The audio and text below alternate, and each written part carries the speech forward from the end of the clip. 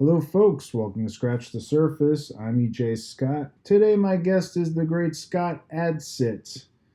Scott is from 30 Rock, and he's the main voice of Baymax in Big Hero 6. We had a lengthy conversation, a lot of great stuff we covered.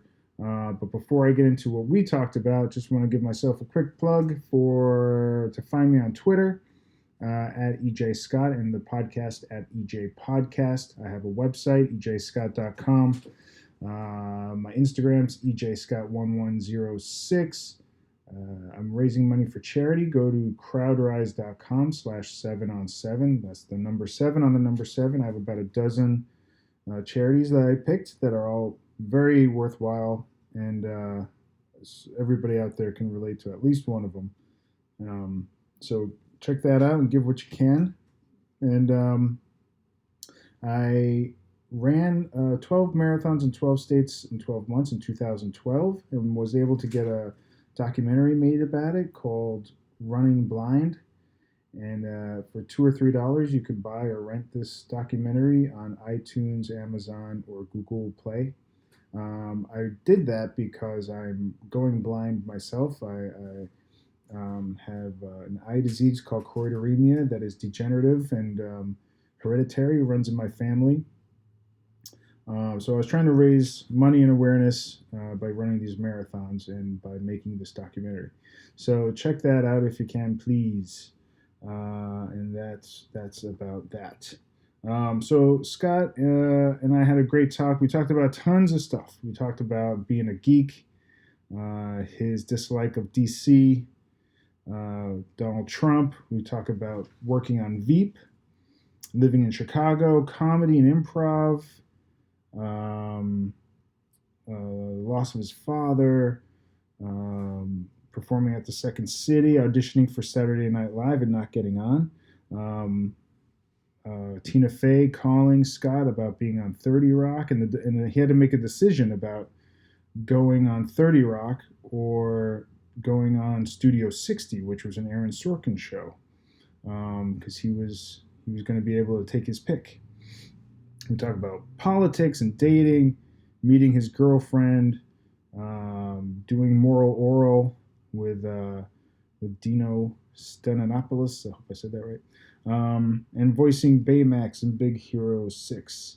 He had some funny stories about getting a sort of a free education at Columbia in Chicago from Sheldon Patinkin, humping Florence Henderson on stage, working with Carrie Fisher, working with Steven Spielberg and Tom Hanks, Russell Brand, Steven Soderbergh, Matt Damon, Will Ferrell, Christopher Guest, being drawn and written into a Marvel comic book, working with Bill Murray, Melissa McCarthy, Billy Bob Thornton, Garry Handling, Warren Beatty.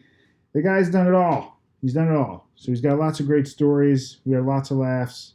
I hope you will love this interview from March 27th, 2017 with the great Scott Adsit. All right. Hi, Scott. Hello, EJ. How are you? I'm very well, thank you. Thanks so much for coming over. Yeah, I like your house. Thank you. Thank you. It's got a lot of geekery in it, which I appreciate. Are you a geek? Yeah. What kind of geek are you? Oh, since I was a kid, it's been Doctor Who and Marvel and some DC. Good DC. Classic DC. Okay. Not so much the new stuff? Yeah. I think since around 1990, I think it's gone a little downhill. Okay. That's been a long time. It's not good for DC. You know, they just came out with the new Justice League trailer. Did you see it? Yes. And what'd you think?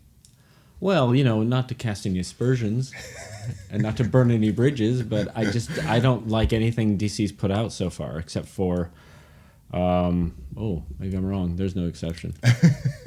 Well, what about the Nolan movies? Those were good. Yeah. The first two were great. Yeah. That's true.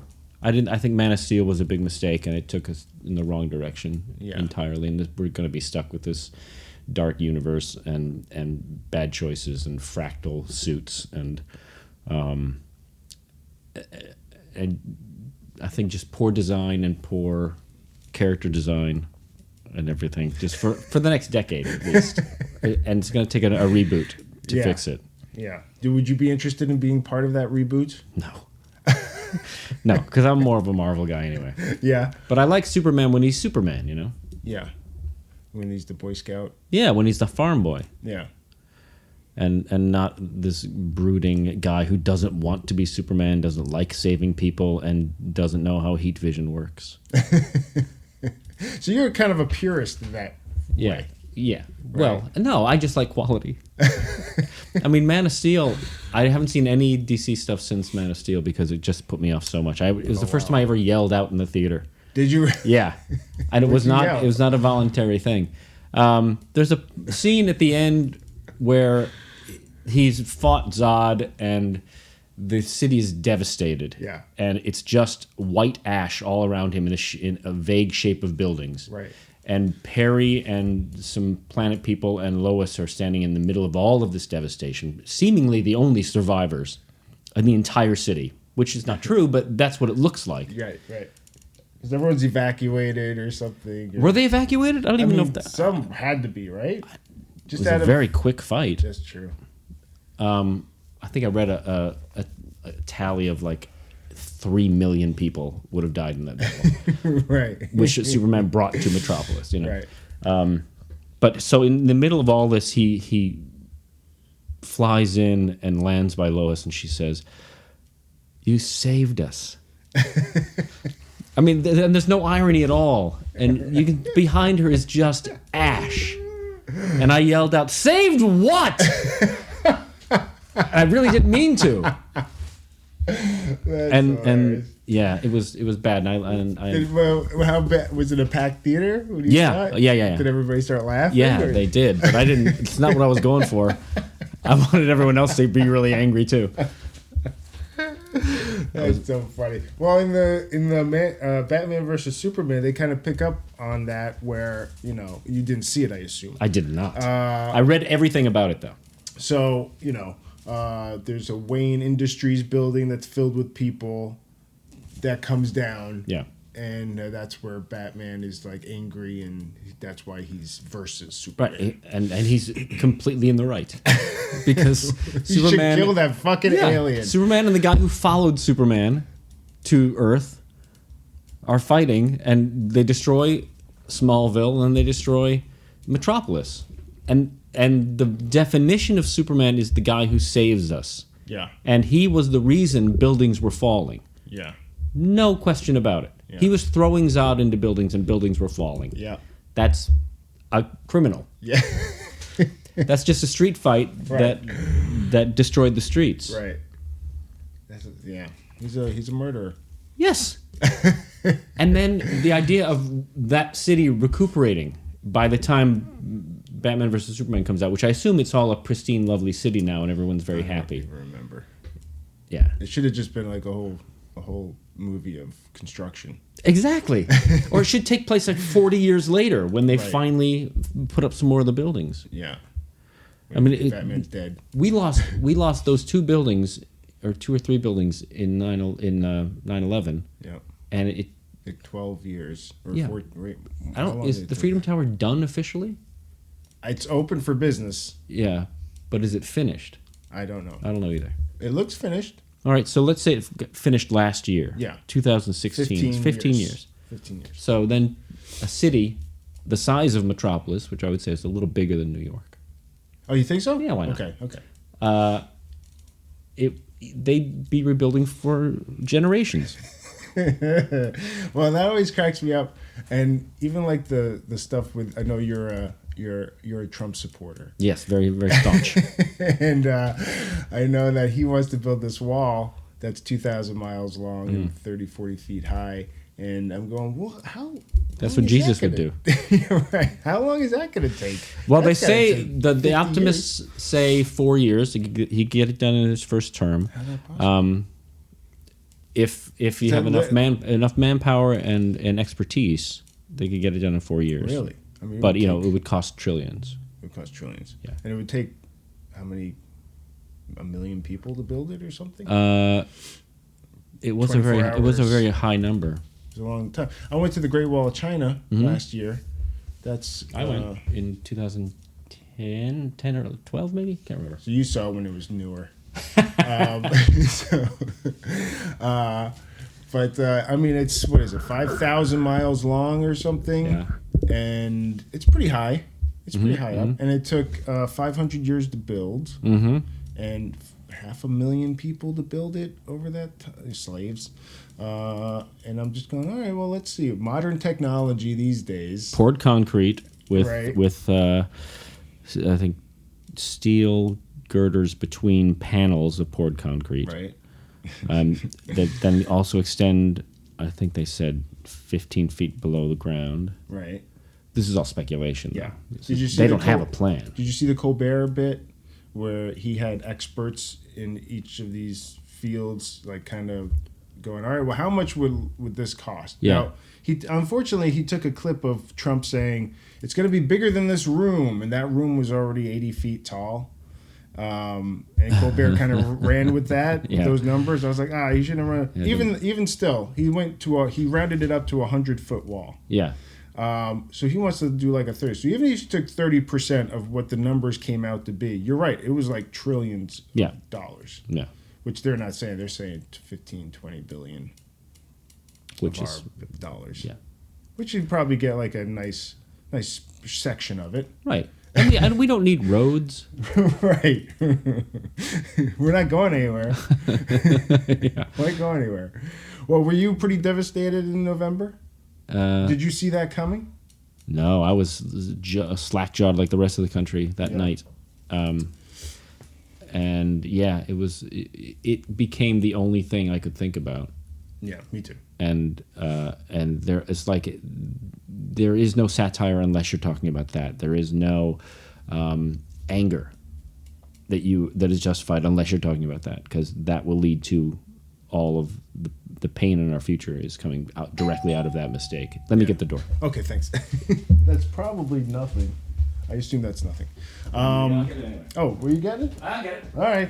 This guy's got to get the door. Are you expecting somebody? Yeah, probably package or something. Sorry about that.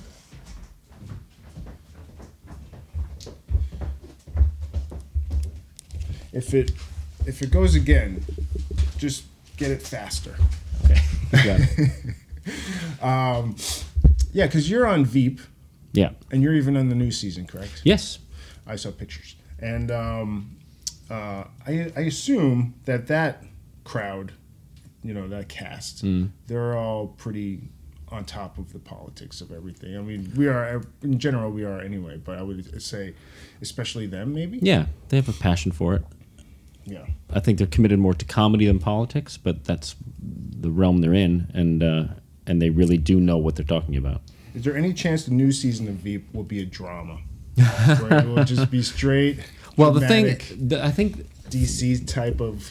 From what I was told about the backdoor meetings, that they had in the writer's room and everything, was they were considering, how do we approach the whole Trump thing and the ridiculousness of that, and the fact that it's more unbelievable than the plots we write. What do we do about that? And I think they went the smart way, which was just not to address it at all and just tell the story that they're telling, Right. and not let the insanity of who the American people are at this moment rule how they write their comedy. Yeah. I think a very, very smart move. Yeah, it's probably for the best. Yep. It's weird though. I mean, you travel, right? Do you go outside the U.S. sometimes? Not enough. Yeah, you'd like to do that more. Yeah. I did a lot of traveling last year, and I would be in places. This is before the election, even, and people would look at me like, "What is going on with you guys?" Yeah. Like there's something seriously wrong. It is interesting to see how involved in our politics the common man over in Europe is, say. Yeah, politics and really everything. I mean, all the pop culture and all that type of stuff. Yeah, like I feel like the crassest way I can possibly put it, it's like they're a suburb of us. Right. And they're just aware of everything we're doing in the big city called America. Where sod is getting thrown through. That's right. Buildings. But, I'm sure they don't see it that way. We are the crazy people who are running the world. We are Trump, and we always have been, I think, in their eyes, That's scary. Yeah. That's not very flattering. I mean, the way we look at Trump and the fact that Washington is being run by a bunch of narcissists who don't know what the hell they're doing, I think is how they see us anyway, and always have. It's really powerful people who have only had the keys to the car for about 200 years. Right. And then we're actually no, for half a century. Yeah, a century even. And somehow we're, when I've traveled all these different places, our culture is very much bleeding over into all these other places. Because it's the best culture. It must be best in the whole world. I was in New Zealand and I was passing by a store, and in the window I had a bunch of hats, and one of those hats was "Make America Great Again" hat in New Zealand. It's a novelty. No, that can't be right. And then my girlfriend pointed out, there's probably Trump supporters. Maybe people from America. Yeah, even though Trump, what he like poo-pooed the Australian president, right? Didn't he very early on? Yep. Declared him an enemy or something. Right. Are you gonna pay for the wall? No, I'm not paying for it. I'm looking for someone to pay for this fucking wall. It's gonna cost trillions of dollars. Well, you were from Illinois originally. Mm-hmm. Northbrook, outside Chicago. Born and raised? Yep. How was it there? Well, I was a white Anglo-Saxon, slightly upper middle class person with a good school that was well paid for, so it was a comparatively easy life. Yeah. It was perfect. Yeah. What'd your parents do? My dad was a lawyer, right up until the day he died, and my mom is like a volunteer and she fundraiser and things like that, and she was also a housewife, but she was always going out, and still is going out to charity functions and organizing things and making sure that people get money. What does she fundraise for? Different things. Many different things. I just sent a telegram from Tina Fey and myself down to a place, the League Club, where she is in Florida, and they were raising money for I don't want to say unwed mothers, but women who are in desperate need of housing and children in the same situation, and abused shelters and things like that. Okay. Serious stuff. Yeah. And she also raises money for education, scholarships, and a lot of housing. She's done a lot of housing. That's good. Yeah. People need houses. Mm-hmm. When did your father pass away? In 2003. 2003, a while ago. Yeah, the very day, I think I was going to say the day that we invaded Iraq, but that was his birthday, his last birthday. He died December. Okay. What, a heart attack or something? Oh, everything. Oh, really? Yeah, he didn't take care of himself well enough.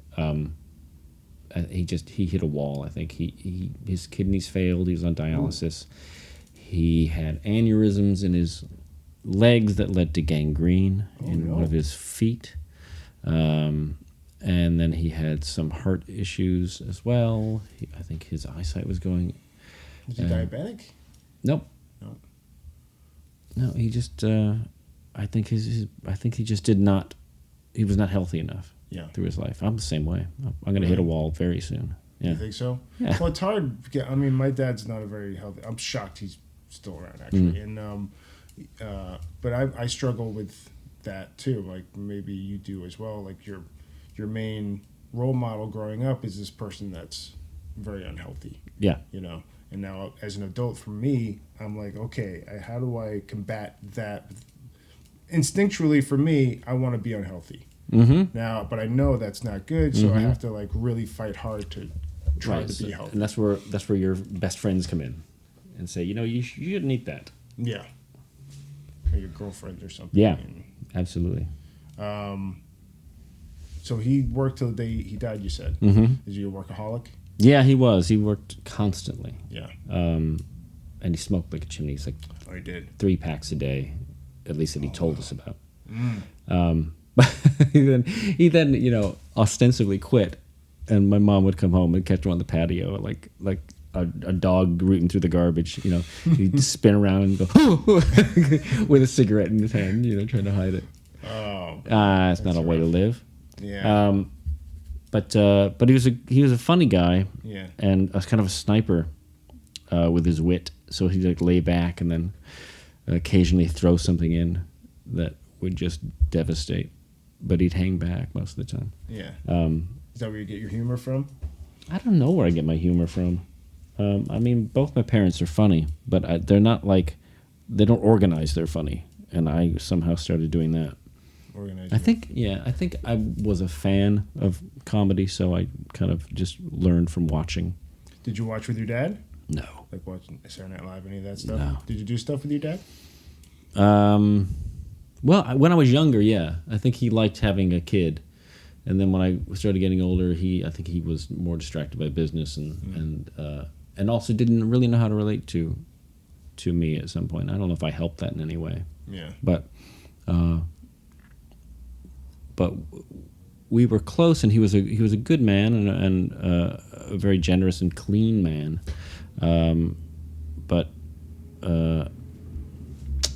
We didn't quite connect as well as we might have. Do you have siblings? I have a sister who's 2.5 years older. She lives in Atlanta with her 3 sons and her husband. Yeah. Well, her 3 sons are now out of the house, so I can't even say that. Oh, they're all old enough. Yeah. As well.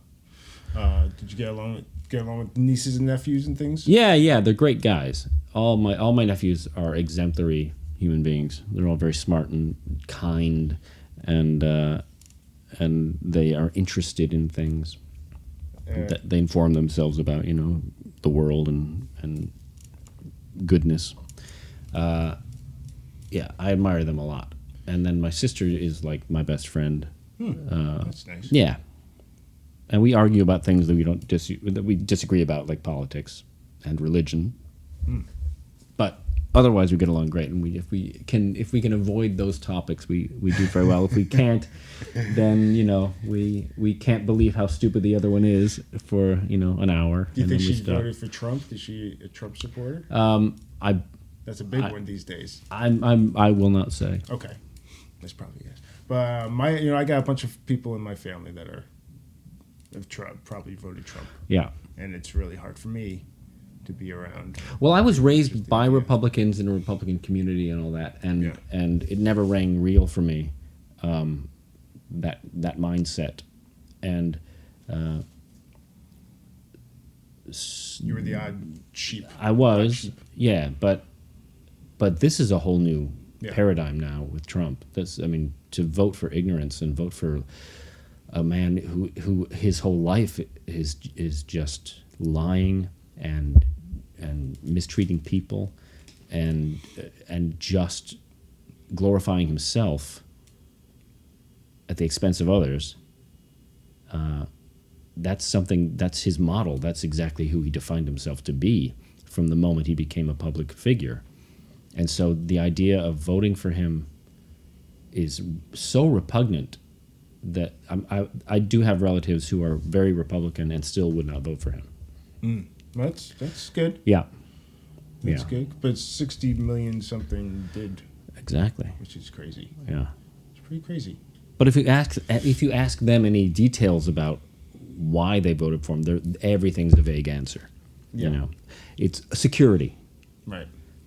What has he said he's going to do about security? Well, he's just going to make it better. That's his. It sounds like him. I talked to my mom. My mom is Republican. She says she didn't vote for Trump, and I choose to believe her. But we discussed for a while things like he said he would replace Obamacare with something better. And I said, do you know what he said it would be? And she said no. And I said, something terrific. That's his platform. He has nothing to say, and he's got no plan. He's just making you feel angry at being unsatisfied with the last administration to the point where you'll just take any vague reference towards something different. And I think she was swallowing it, but I don't think that she listened either. I think she just didn't like Hillary. But the reason she didn't like Hillary is because because Hillary had a bad voice, or you know, it's frustrating when you try to argue your point, but the other side doesn't really have any information about their own side. That's the problem of, okay, after he won, it was like, all right, how do we inform and educate people who are interested in that? You know, so that this doesn't happen again. The Electoral College makes that harder. Yeah. For this to happen again. Has David Mandel come up with anything at all? We need him more than ever. Oh, he's the best. That guy's the best. Showrunner of VEEP. Yeah, he took over for Armando Iannucci, who created The Thick of It. Big shoes to fill. Yeah, and he created VEEP as the American counterpoint. And boy, Mandel really ran with it. Mandel was a writer on Seinfeld and many other great things, and Julia knew him from that, I believe. And was he already a writer on VEEP, or did he just come I don't in? think so. Oh, okay. I don't think so. I could be wrong about that. Okay. Because I came in, I think, for Armando's last episode. Was that 2-3 years ago? Yeah, that was season 4, the last episode of season 4. And I got to meet the man. He's a great hero of mine. And then Dave took over the next time I was on set. Wow. How do you like doing that show? It must be a fun show. Yeah, it's nothing to complain about on that show from my end. You must know half the people from Chicago. I know a lot of people on that show, yeah. And there's a lot of people I really have always wanted to work with on that show. And they're all so friendly and confident and calm. And the people I've worked with are just complete pros who are really enjoying their job, and that's a great place to be. I've had a bunch of them on here, luckily, thankfully, and they're all so great and hilarious. I love the show. It just seems like so much fun. Like you get up in the morning, you go, I can't wait. Yeah, I can't wait to work. I mean, I'm not a regular. I'm recurring, as they say, and. So I'm still like a guest. I'm not a host when other people come, but the people who are the hosts, being the regulars and the writers and Mandel and the makeup people, they're all so friendly and wonderful and generous. And to keep inviting you back, that's nice. Yeah, that's pretty good. That's very, very nice. Who do you have scenes with? Are you allowed to say? Mostly Reed Scott. Okay, I haven't met him yet. He seems like a nice guy. Yeah, he's great, and he's really, really funny and so devastatingly attractive. Yeah. Handsome fellow. Really? Listen, that's his real skill. And then, below that, he is also very clever and funny and natural. Handsome. But yeah, but let's not. Really. Let's not forget that. Please. How'd you do growing up? Were you a ladies' man growing up? Did you have dates? No, I didn't really date until I was in my 20, maybe 20, maybe 19 or 20. Yeah. I didn't start dating until out of high school. I think I was just not interested in the girls who were interested in me, and I don't know if that was a Groucho Marx thing. I wouldn't want to be in a club that would have me as a member. Right. There's something wrong with this girl. Yeah. But I also had my sights set on maybe the unobtainables. Yeah, I think that's but and not unobtainable because I was some guy who couldn't approach women, but I think I was like women who were either like 3 years older than me in high school. That is a huge gulf. Yeah. Or they were attached and I couldn't make any kind of like suggestion that I was interested. Were you like a nerdy kid? No, I think I was somewhere in the middle. I wasn't a sporto and I wasn't a freak, as we called them. Were you able to fit in with all the groups? Yeah, I had minorly. Yeah. I did not. I was not a classist. That's almost harder because you don't have like your set group. Yeah, I mean, I had like, I guess I didn't. I mean, maybe the theater people, but hopefully I think my base spread out a little wider than that. Yeah. Did your dad get to see you on stage? Yeah, and I was the first actor in our family, as far as I know. In fact, the first person in the arts, I believe. I I'm sure I'll get a Facebook post about that. But which is hard in a family. Then you're kind of setting yourself apart from the others. And more than that, it's just that means that my dad worries right. that he can't help me, for one thing. Right. Like my dad joined his father's law firm, which is a natural thing to do. Was he hoping you would follow? No, he didn't. He didn't like ever pressure me to do anything, but I know that he wanted me to have a backup plan, which I did not. I just knew I wanted to act or make movies or both. That's your backup plan. I'll make movies. If not, Yeah. I'll do TV. Yeah, I'll either be a famous actor or a rich director. But his worry that he would not be able to give me a leg up or hook me up with a contact or whatever. It even advise me, and there's a lot of lean years there. I was at Second City, and that was a big boost of confidence because it meant I was validated. But then you got to make money, and he still was worried because a big part of his life is providing for his family and having that money. And he would we'd talk on the phone, and he'd just be like, "So how do you know you're getting paid enough?" He's trying to find a way. Did your agent handle that, or how do you know that residuals are? Who keeps track of that? Is it you? Which I really appreciate, because he did have me get on the phone and talk to some people, and make sure I understood how things worked. Not that he did; he just wanted me to understand it. My parents would say things like, "Send your headshot to Steven Spielberg. Oh, you never know. My mom said when it was announced years ago that Frasier would get his own TV show, she said, "Listen, send your headshot in and tell them that you look like Kelsey Grammer and you should get the job of his brother." And I said, "Mom, that is not how Hollywood works. You don't just send a resume and say, here's the guy who looks like your star. Write a new character based on this headshot." So then, a year later, the show launches and David Hyde Pierce is on, and the story of how he got that job is he sent a headshot in and said, "I look like this guy.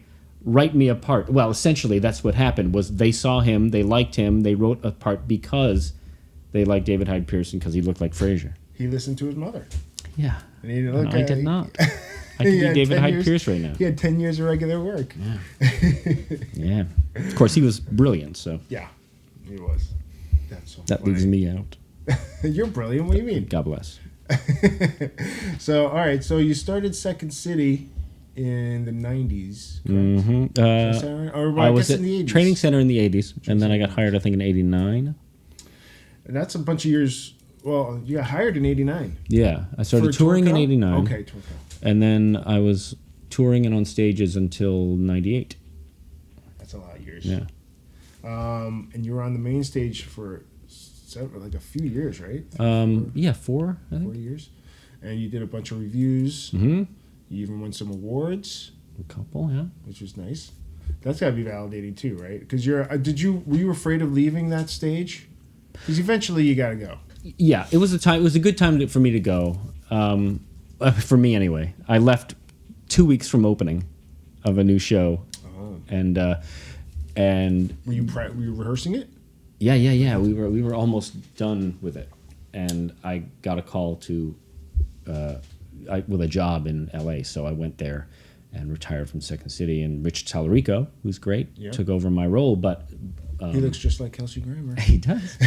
But there were several things that had to change because his personality is different than mine, and that kind of thing. And since all the material at Second City is generated by the people who speak the words, they, in that 2 weeks, found new scenes for him, and he created new stuff and picked up some of the things I had done, but then made him his own and all that. But so it wasn't a really kind thing for me to do to the theater. Yeah. But it was the right time for me to go. Who was on I'm sorry, go ahead. Who was on that? Well, I worked with a lot of people. Yeah. At the end, it was Stephanie Weir and Dratch, and Kevin Dorff, Jenna Jolovitz, and I'm so sorry. Who am I forgetting? Oh, Rachel Hamilton. And is that where you met Tina? Yeah, we met when she was hired for MainStage. Okay. A few years before that. I guess a couple years before that. Okay. So you guys did MainStage. That's great. And it's a great place to make connections and friends and stuff like that. And then you have somebody like Tina Fey who goes on to blast off in Hollywood. And goes, generate jobs, yeah. Yeah, I know a guy. Yeah. It'd be really good in this part. Yeah. Well, Tallarico must have been thrilled that you left. I hope so. Everybody was. Because it's hard to get on the main stage. That's like the big thing in Chicago. For those that don't know, if you go there for sketch and improv, like that's the top. That's about as top as you can It's just get. about the only paying gig in Chicago that has sustainability. Yeah. Because you can do a Steppenwolf show and get paid for it, but then it closes. Right. And with Second City, you can go to be in the next show and be in the next show, and then eventually you retire or whatever. Or move to LA. Exactly. Or New York. Any weird experiences on stage in Chicago? Anything that you remember or stick out? Because there's alcohol. There's people that feel like, oh, they're asking for suggestions. I'll say something. Well, yeah, there's always stupid suggestions and drunk people. And there's a woman who walked up on stage during the second scene of a show, just totally blasted, and she just walked up and started joining the scene. She was like in her 50s. And she just marched right up the center staircase up to the stage and started interacting with us. And I was so excited. I think we were deep into the run. And I was so happy to have something else happening that we could improvise around. Right, so different. Yeah. I was really excited to incorporate this crazy woman into our scene. But Tina wasn't having it. And she was essentially the center of the scene and was the highest status of the scene. And almost without missing a beat, she put her arm around the woman and escorted her off stage in character. And then as she tells it, excuse me. And then as she tells it, she walked her off into the wings where there's a small staircase down into the dressing room, and the woman tripped because she was blasted. And she fell hard and made a big noise and things fell. And to anyone in the audience, it looked like Tina just pushed that woman off stage and rolled her. But that wasn't the case.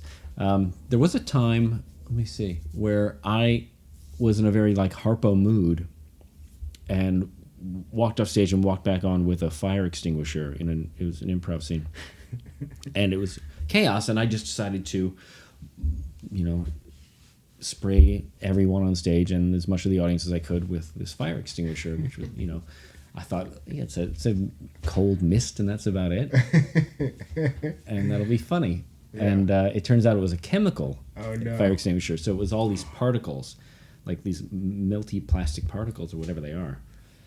And they got all over everybody and in the piano and all over the stage.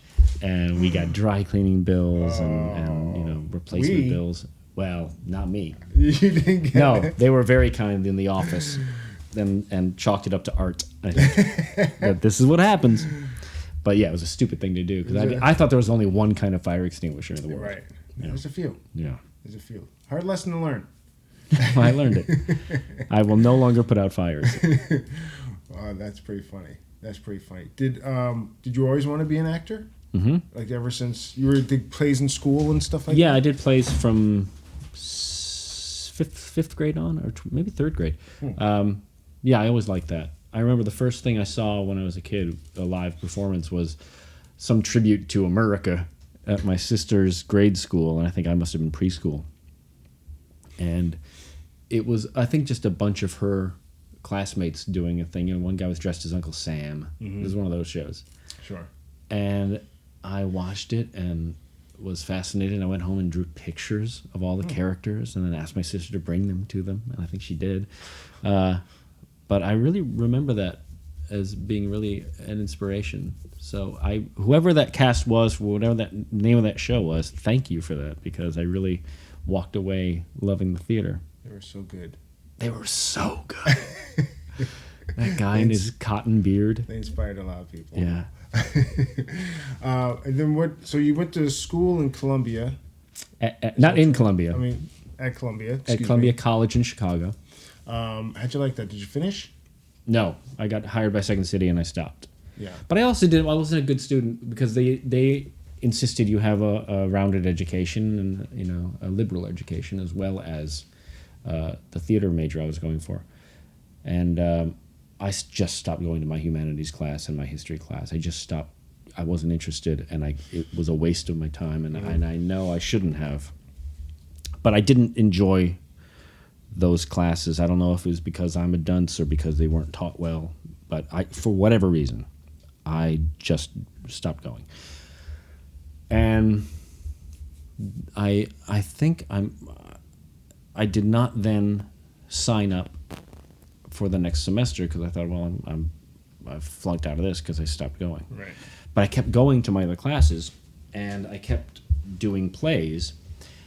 And then the next semester, I showed up at school again and just kind of, I guess, audited the rest of my education in the theater department.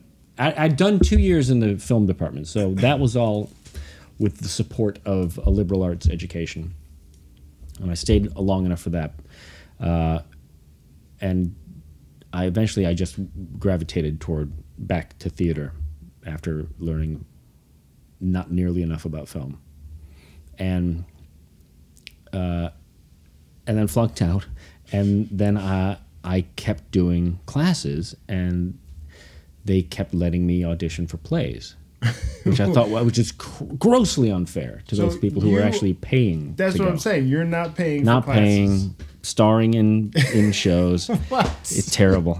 But it was Sheldon Patinkin was the head of the department, and he is famously very generous to people he thinks have talent, and I was very blessed in that he was fooled into thinking I had something to offer. So he let me keep doing it, and he supported that, and he wanted me in the department.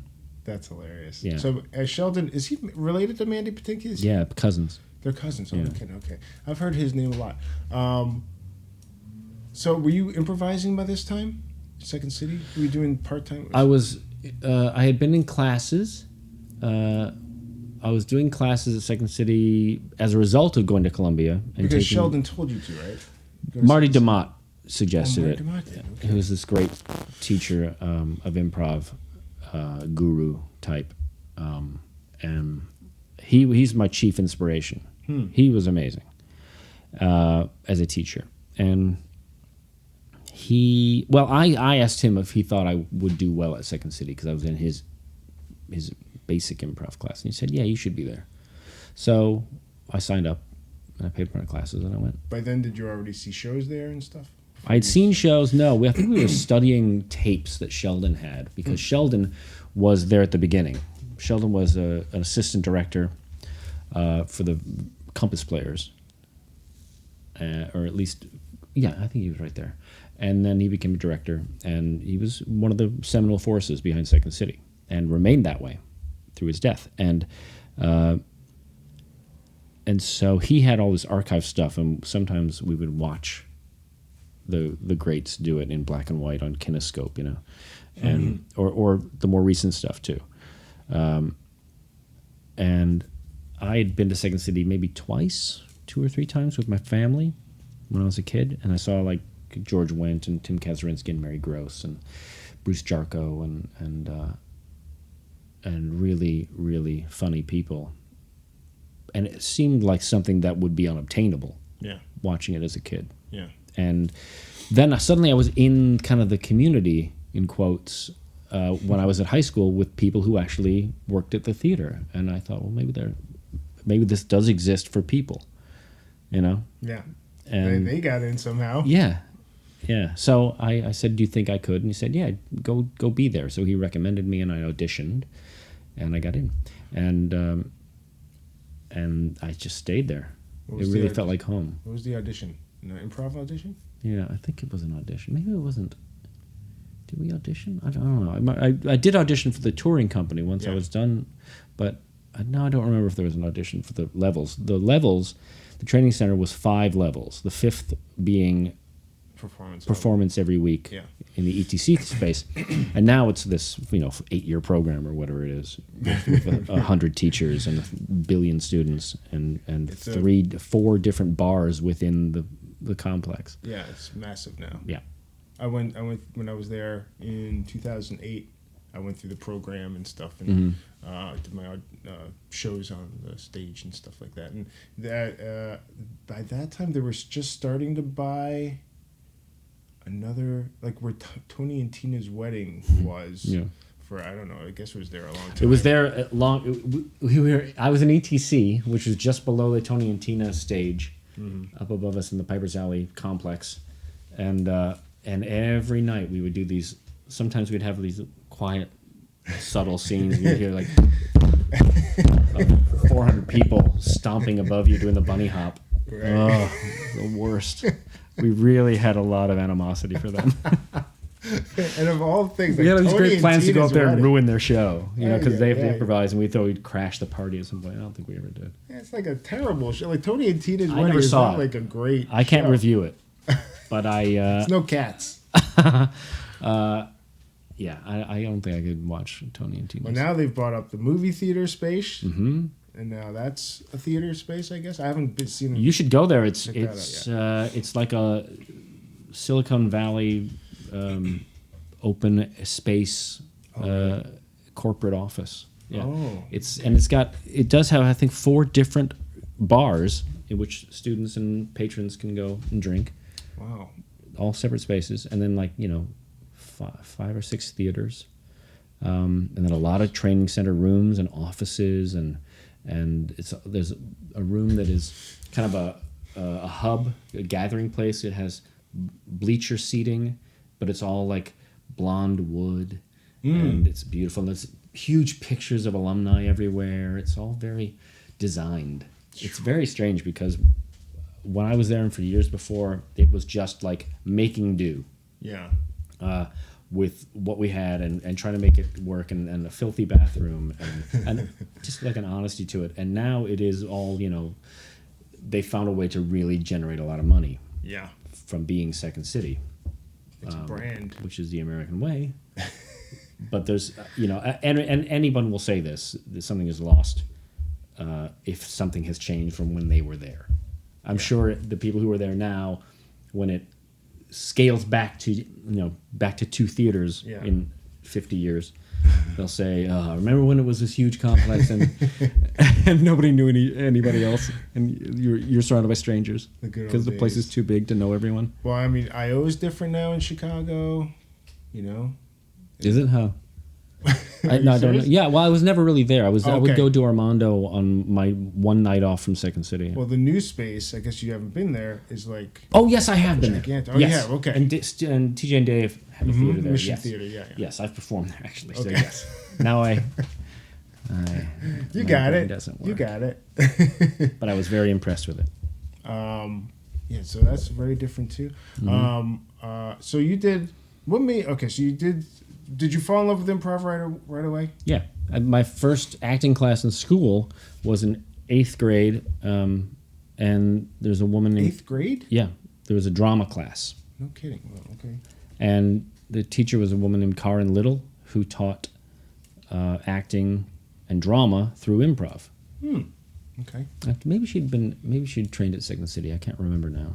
I was very young. But I remember my first time on that stage in her room, which was just a little classroom with a stage built against one wall, and it was just like 2 feet off the ground, a platform that was covered in, I think, orange shag carpet, and then had maybe rotted curtains on either side, maybe not, and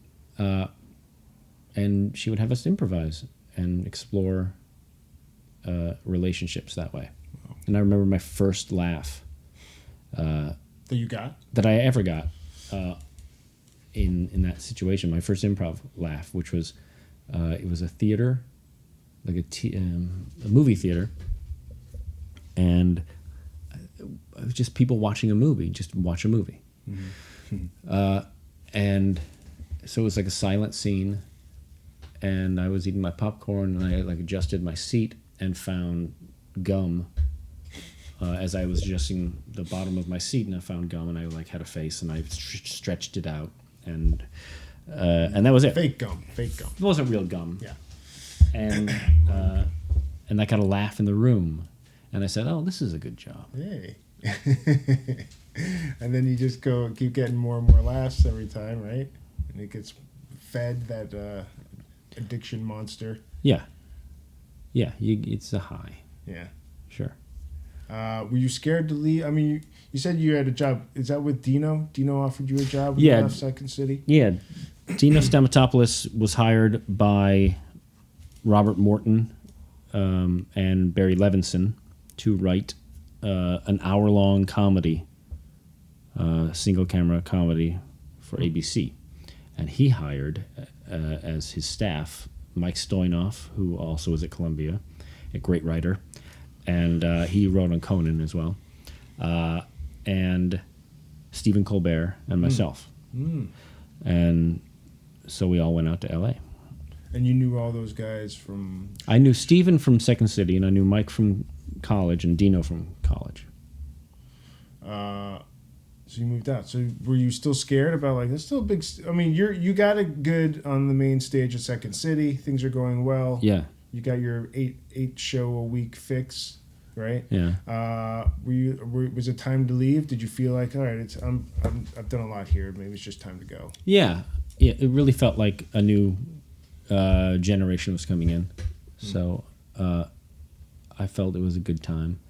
And I was really excited about, moving on to something different.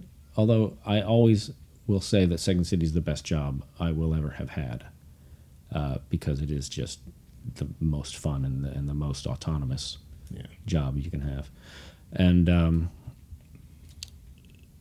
it also felt like a step toward adulthood to go to LA and write for someone I didn't know and be on a staff and be disciplined, right, and have a responsibility beyond just showing up on time, right, and being funny, doing a show and having a bunch of drinks late afterwards. Yeah, right? yeah. Who were some of your directors? Do you remember at Second City? Yeah, Tom Janis and Mick Napier and Norm Hawley.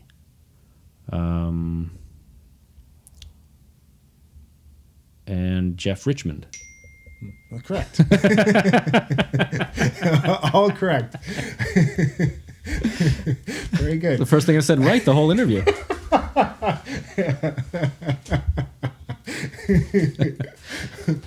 That's very funny. Was that your phone? That's your phone. Oh, is that my phone? I'm sorry.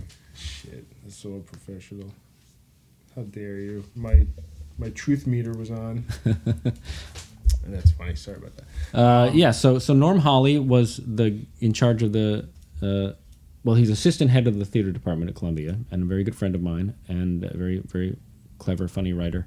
And he's still in Chicago teaching and directing and performing again, believe it or not. And then Mick Napier created the Annoyance Theater. Great Mick Napier. And he directed some great things at Second City and many, many things away from Second City.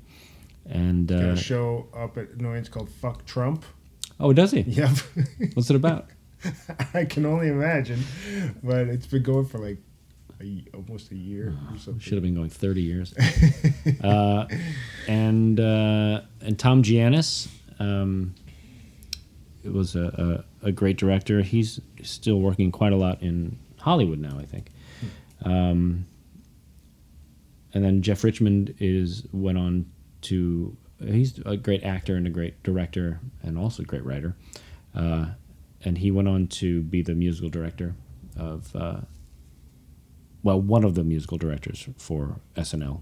That's pretty cool. Mm-hmm. Did you ever audition for SNL? I did in '95 when they did a huge clearing of the house. And I think only David Spade and maybe Norm remained.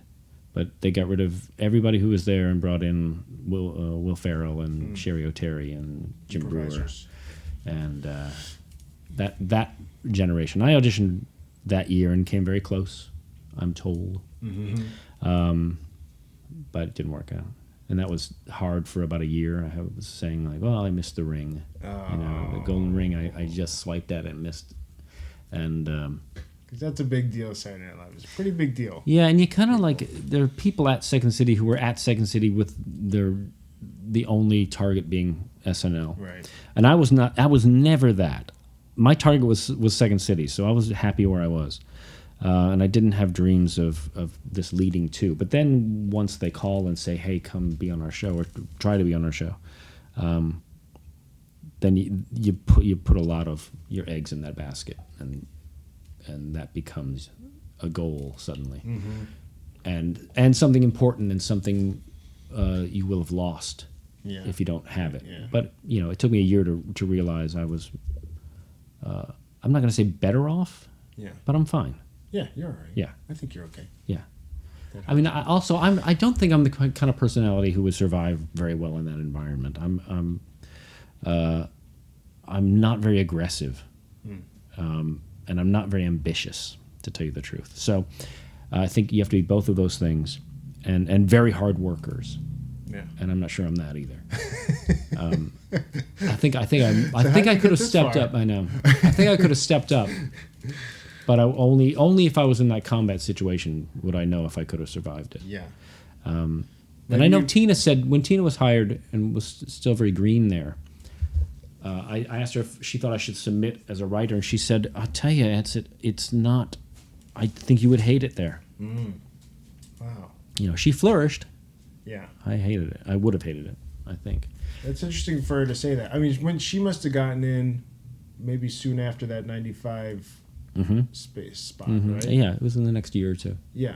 So she probably could have helped you out in terms of getting you a writing job or something. Yeah, So she became head writer. I know that she did a show with Dratch in the hopes that Dratch would get noticed and get hired out of that show, and she did. Wow. So I never took it as though like Tina didn't want to work with me or anything like that. Obviously, that's not the case. But I think she just didn't think I would flourish there. Maybe she thought I was too weak, which I may be. That's a hard decision for her too to say that. You know what I mean? Like it could be. Well, yeah. I mean, she was not in the position yet to hire anybody. Right. But she certainly could have suggested, but I wouldn't expect that at all. Yeah. Do you still watch Saturday Night Live? Mm-hmm. Yeah, me too. I like it. I do too. It's pretty good. It's gotten better now that it's staked its claim, and then it's taken a position, which it hadn't really up until Trump won, I think. Mm-hmm. Yeah, your buddy Alec Baldwin does a pretty good Trump impression, as it turns out. Pretty good. Yeah. He's doing pretty well with it. He's certainly successful at it, for sure. Yeah. All right, so you did, that show that you did with Dino didn't work out. Right, yeah. It was called Sometimes Live, eventually. We didn't like that title. And the premise was, this was in 98, it took place backstage at a show just like SNL. Okay. And it was about the writers and about the producers on a show like that, and the cast in a show like that. How funny. And then the same year, I think Paul Rubens was developing the same concept, and Ellen DeGeneres was also writing the same concept. None of them went. And then in 2005, we get 30 Rock. And Studio 60. Right? That's Around right. That same time, which you were up for both, I believe. I was, yeah. I went to producers for both, and I had to sign a contract with one of them before I finished the audition process, because you have to commit before you get to the last step. Right. So I was up for one of the leads on that Studio 60.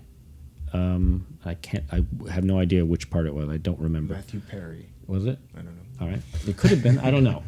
If it was against Matt Perry, I'm sure that he would have gotten the part in any case. But I had to kind of make a decision between going with Aaron Sorkin, who had this amazing track record and was coming right off The West Wing, which I really admire, and my friend from Weekend Update, who is untested in these waters. And I went with comedy. Right? Well, they both were. They were about comedy anyway. Right. One was a lot of philosophical discussions about comedy, and the other was funny. Right. But there was a horse to bet on there, and I just decided to go with Tina instead, because I really like spending time with Tina. Yeah. Well, she seems pretty great. Yeah. I think that was a good choice. Yeah, I just like Tina better than I like Aaron Sorkin. He didn't help you out in Second City. No. He didn't do anything for you. He didn't chaperone a drunk woman off stage. Well, not as far as we know.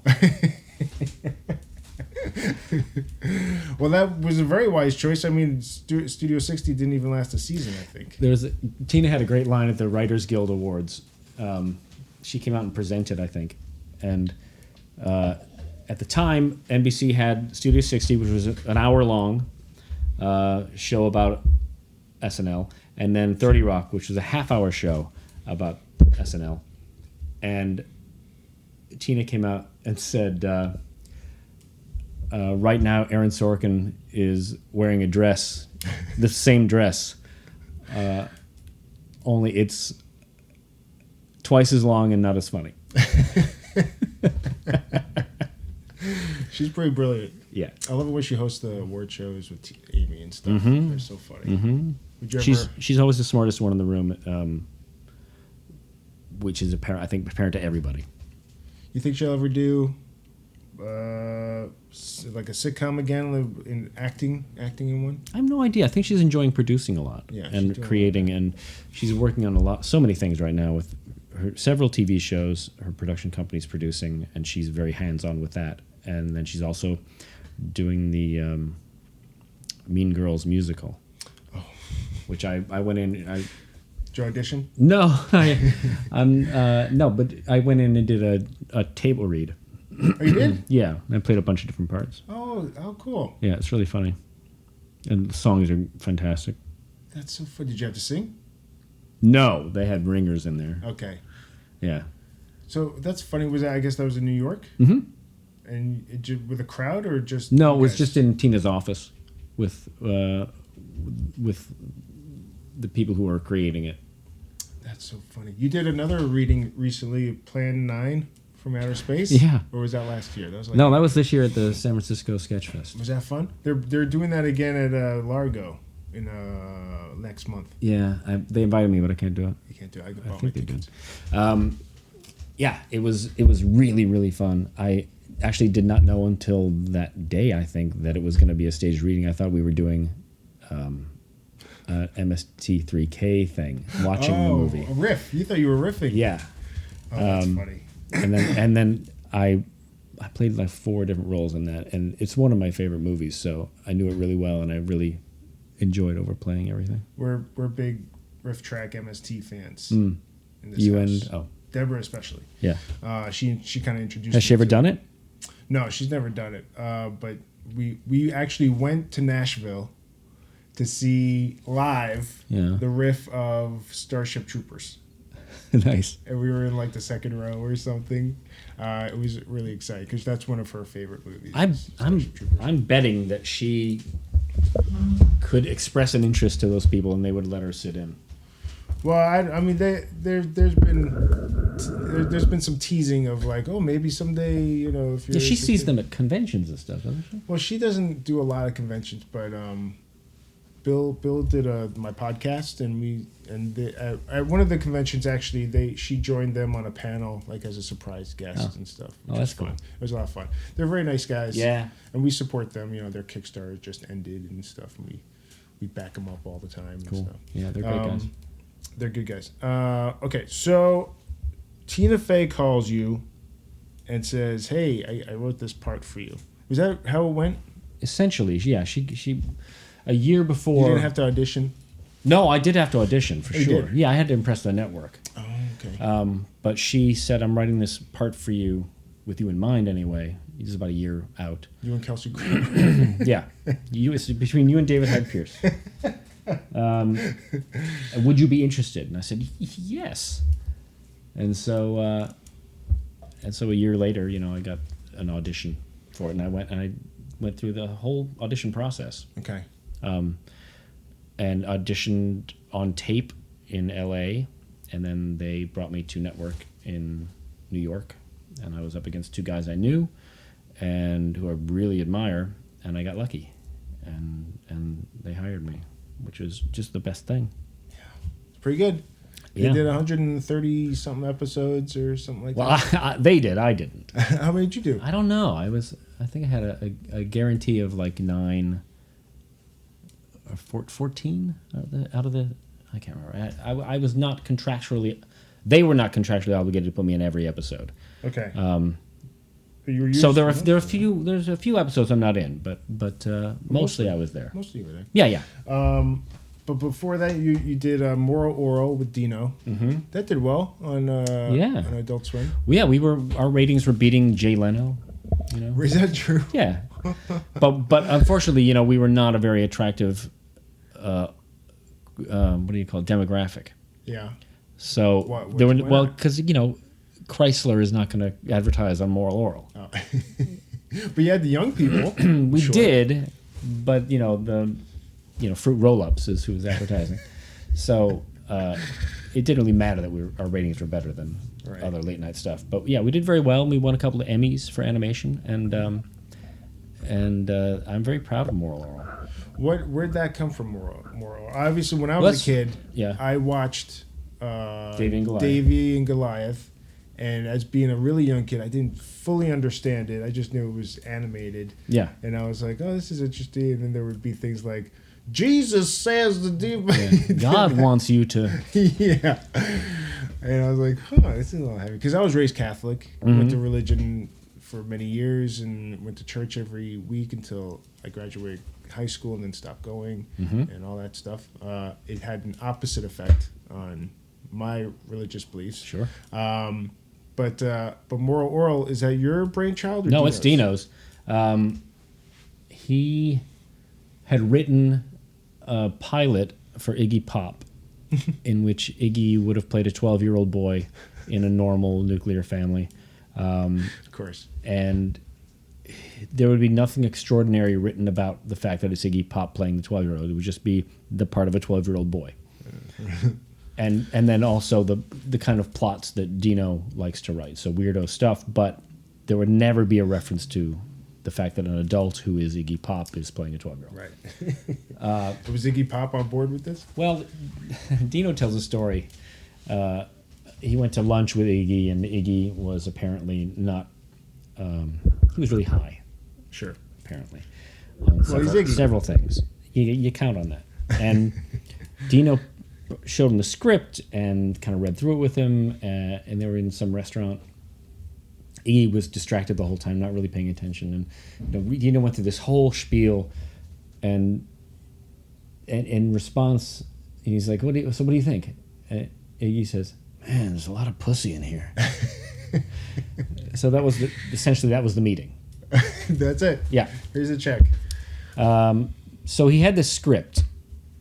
And then he thought, what can I do with this? And then Adult Swim called him and said, hey, we like Mr. Show. Would you want to do a show for us? And so he said, okay. And then he conceived a marionettes show and was going to use the script about this kid and this family in this small town. And then Team America was announced. And so he's like, oh, well, I can't do marionettes now. So he just decided to go with stop motion. And I guess Davy and Goliath was an inspiration after the fact, if it was at all. I think that the idea of it becoming a religious thing might have been influenced by that, but mostly it was just this original script he wrote. A lot of people at interviews will say, so you do this parody of Davy and Goliath called Moral Orel, and that's just not the case. Oh. It had an influence, but mostly it was just writing about hypocrisy. And it was supposed to be a vehicle for Iggy Pop. Yeah. Yeah. Yeah. And you'll see the first one he wrote is so different. The pilot is so different than everything else because there's magic in it. Orel raises the dead because he thinks that's what God wants him to do in his screwed up perception of Scripture. So he actually incantates and raises the dead, and they cause havoc. And that's something we would never have written later in the series, that you can create magic through religion. Because it's like at the end of the season finale of the first season, his family's fallen apart, and he is standing outside the bar where his father's getting drunk, and he's looking up at the sky, and he says something about God sending him a sign. I'm sure you just tell me, or just tell me what you want me to do, or what help me, essentially. And it's this big pregnant moment waiting for the response, and the camera just pans backward up through the snow, and he's just a little dot, and that's the end. So, essentially saying, there is no response that's going to come. Right. This is all bullshit. And you gotta figure it out for yourself, and you gotta treat people with respect and not listen to the book or a misinterpretation of the book, right, or your own prejudice that then uses the book for an excuse. Right. Don't be good because you think you might not go to hell. Right. Right. What was the question? I don't remember. Right. But so there are religious under and overtones to the show? Oh yeah, it is very much about religion, but more than that, it's about hypocrisy and using religion for your own ends and your own prejudices and a way to justify the things that make no sense in your own life and your own evil, essentially. Did you want that show to keep going? Yeah, eventually we were thinking a 5-year plan of taking it from being this naughty little cartoony show about a boy who misinterprets the Bible, or is misled about the Bible. Mm-hmm. And then it would evolve, which it started to really distinctly over 3 seasons, into the most realistic show on television, where the characters have real deep issues and complicated relationships and very screwed up psyches, but based in true emotion. And by season 5, it would be the most realistic characters on television, but they're played by these clay things. Mm-hmm. That was our hope. How long did it take to make an episode? Because claymation takes a long time. Yeah, they were 11.5-minute episodes, and it would take like a week and a half to 2 weeks. That's pretty good. Not bad, but we had 2 or 3 running at once because we had sets that were built, and we had 16 animators working at once. Wow. On 2 or 3 episodes at once. That's pretty good. Yeah, and like a good animator, I would say a good animator could animate like 15 seconds in a day, and a bad animator could do 25. Okay, just badly. They're just cutting corners. Yeah. Right. You did recently, I guess semi-recently, maybe a year ago. You did. There was a little short I saw of you and the father of Orel, where you guys are talking to each other. Really? Yeah, and he hands you a drink and stuff, and you drink it. And I go, "I'm Scott Adsit. I'm you." Oh, it was an interstitial? I don't remember that. That's funny. It's on YouTube. Really? Yeah. I don't remember that. It must have been introducing a marathon or something? Maybe. Okay. Maybe something like that. And you're like, yeah, the show's not on anymore. And wow, that's cool. I got to see that. Yeah, you should check that. I like Clay. Clay's a terribly flawed man. So you've done a lot of voiceover stuff. As it happens, yeah. As it happens, right? That's a great gig, though. It's the best gig. Don't you think? I couldn't get any work in voiceover when I got to Hollywood. When I was in Chicago, I started doing commercials, and I made an okay living. Voiceover in addition to radio commercials. In addition to Second City, it was a nice bit of change, and I got to LA and got a commercial agent right away, and started making commercials, and I was doing very well on camera in commercials. I couldn't get a voiceover to save my life, and then I started doing Moral Orel, in which I was playing 10 characters, mm-hmm. and and that got me nothing. Didn't get. I mean, I would audition. I wouldn't make any headway as a voiceover artist. And so I was just doing Moral Orel and Mary Shelley's Frankenhole, which is our follow-up project, and directing those and acting in those and writing and producing, and still couldn't get arrested. My voice. So what changed? You hit puberty? I guess. I haven't. To tell you the truth, I haven't done that much. Because you're on a show, right? Are you still doing that? I'm doing a show called Harvey Beaks for Nickelodeon, which I really enjoy. It's about a little boy who is a bird and lives with his bird family in the woods and has a bunch of weirdo friends, and it's life lessons, but they're really clever and lovely and kind of quirky, and it's for kids. It's really, really good. You got that. Got that. And then I did Big Hero 6. Yep. Baymax. Which I was just doing one show in L.A., one night of celebrity autobiography, which is a show I do in New York when I can. Which is, it's been around for about 12, 13 years, and it's celebrities going on stage for a cabaret audience and reading autobiographies from other celebrities and reading just excerpts and letting them kind of hang themselves. Who'd you read? Oh, I've read Hasselhoff talking about his experiences on Broadway, and I've done Richard Burton as relating to his wife, and I've done Frank Gifford and Arnold Schwarzenegger and Joe Namath and you don't do impressions. You just do. No, you just read them. You can, if it's necessary. Like if you're doing Schwarzenegger, it's hard to be Schwarzenegger without at least referencing the fact that he doesn't talk like the rest of us. Right. So I don't do an impression, but I'll let it go that way a little bit. Right. And I was doing one night of that in L.A., and it was a night.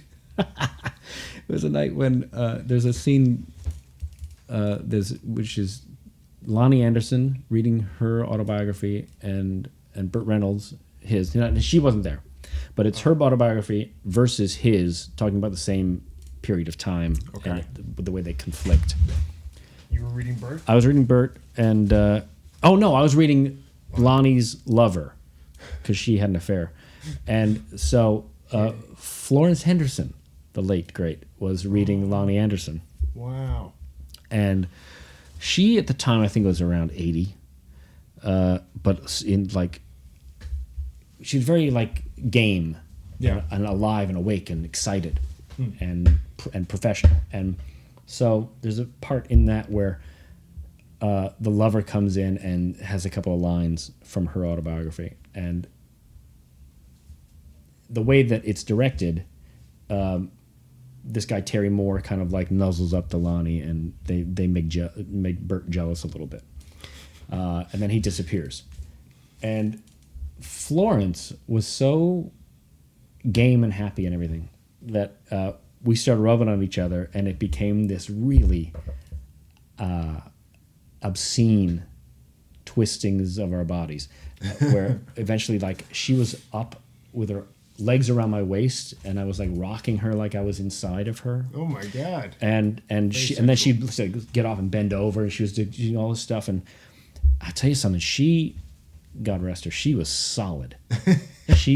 And I said to her, "My God, you're in better shape than anyone I've ever met." And she said, "Yeah, I work out every single day." No kidding. Yeah, and she was. I mean, she had muscles. She was tight. Wow. And good for her. Yeah, I was very impressed. She's dead now, so what good does it do her? Yeah, I guess. But yeah, she was very impressive. And she's had a great spirit. She's not someone I ever knew apart from that night, and then one on a plane once. We were both heading to L.A. Did you rock her then, too? I didn't. No, it didn't come up. But we laughed about it. That's so funny. Well, I was watching 30 Rock, a few episodes of 30 Rock last night in prep for, just to get me in the mood. Okay. And one episode had Carrie Fisher. Yeah. When you worked with Carrie Fisher. I did. The late great Carrie Fisher. Yeah. How was working with her? She was great. She seemed a little. I think she is. she was distracted by her fame, and I think, I mean, I'm projecting a lot here, but I think she'd rather not be shooting in public, because I think, you know, people stare at her, Right. and Was she uncomfortable? She just seemed uncomfortable. never really uncomfortable, but it was just like, imagine if everyone you see is looking at you whenever you look at them. Yeah.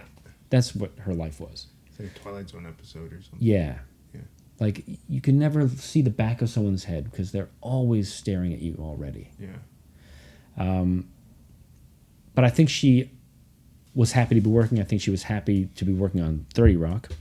I think she really admired Tina. And she knew exactly how to play everything and how to do it. And we were shooting in a bookstore. And she was very, very friendly to me. You know, we didn't spend a lot of time together. I did find myself, after we had shot it from one angle, we were waiting for a new setup, and I found myself staring at her, and she caught me. And, you know, all I could do was smile and, like, you know, go, I can't help it, you know? What'd she do? She just, yeah. Yeah. Wow, that's so weird. Yeah. Do you get that now? People Now that staring? You're famous. Well, you know, people don't worship me like they do Right. people I know. But yeah, I mean, I get recognized a lot, and I get appreciated a lot, which is nice. Yeah. People stop me in the street, or they'll just, without breaking stride, give me some compliment. It's very nice. Yeah. Because you were at this for a while until probably you started getting more and more. Yeah, I mean, I was getting recognized from Second City a lot. In Chicago, people would stop me, so I was kind of used to it. And then I remember I was walking through a park. I was in Prospect Park with Jane Krakowski, I think the week before we premiered. We were just walking, and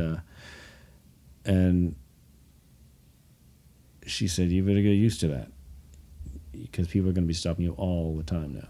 Yeah, she's gotten it forever. Yeah, and she was right. It was a huge change when people recognize you, and when you're in their living room and all that. Yeah. I think it is a weird place to be, but for me, it's not a problem at all, because I'm not that famous as people I know, and B, it doesn't interrupt my day, because people will say, hey, you're Scott Adsit, hey, or Hornberg, or whatever they do. That's all lovely. Or now it's Baymax as well, or I get the Italian Job a lot. I did the Italian Job. I did one scene in the Italian Job, and people still stop me for that, and don't have no idea about anything else. But, you know, no one has ever. It's not like I'm like, I think like Jason Statham or you know, any James Bond or anybody like that gets challenged by guys, you know, and. Or people who are controversial, people can walk up and are angry and want to pick a fight or whatever. And no one's ever upset that I was on 30 Rock. You know? Nobody ever says, you motherfucker, I can take you. Yeah, except for the two guys who were auditioning with me at that network. But, otherwise, it's all been very smooth sailing. Burt Reynolds is like, wait, did you? Yeah. That's pretty cool, though. That's pretty cool. Yeah, I like my level of fame right now. Well, you've done. I wouldn't complain if I had more, but right now it's a really comfortable place where people recognize me and they smile. That's all I really need. Well, I knew you in L.A. when I moved to L.A. in 2003. I had recognized you from probably many things, and then when I started seeing you improvise, I was, you know, a student of improv basically. So I was like, oh, he's so good, he's so good, and I started.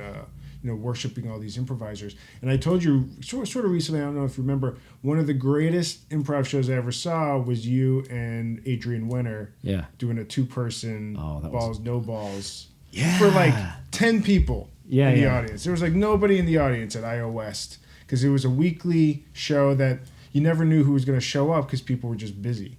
Yeah. And one day it was just you. We were not Adrian. busy. Yeah. You and Adrian just looked at each other and goes, I guess we're it. Yeah. And you did like a half an hour of the most high energy, most interesting. You guys played so many different characters, and it just kept going, and it was seamless. I wish it was on tape. I remember that show as being really enjoyable. I remember a couple things from it. I think at one point I was playing a sniper in a tower, Yep. and it all came down to the shot, and I shot at Adrian, and he decided I missed, and I really was shocked by that, and it was so delightful. We kept going with the scene. I thought I was ending right now. And then there was like running upstairs, miming stairs and stuff, and passing each other and stuff. It was so funny. Yeah, It's he's so fantastic. I did it. Well, that's my model now for improv. My favorite way to do it is two people for an hour. Yeah.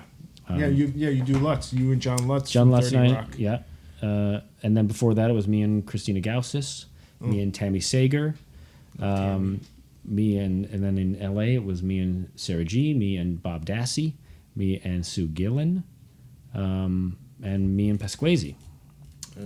All great. Yeah. All great. I remember the stuff you did with G. I remember the stuff you did with Tammy too.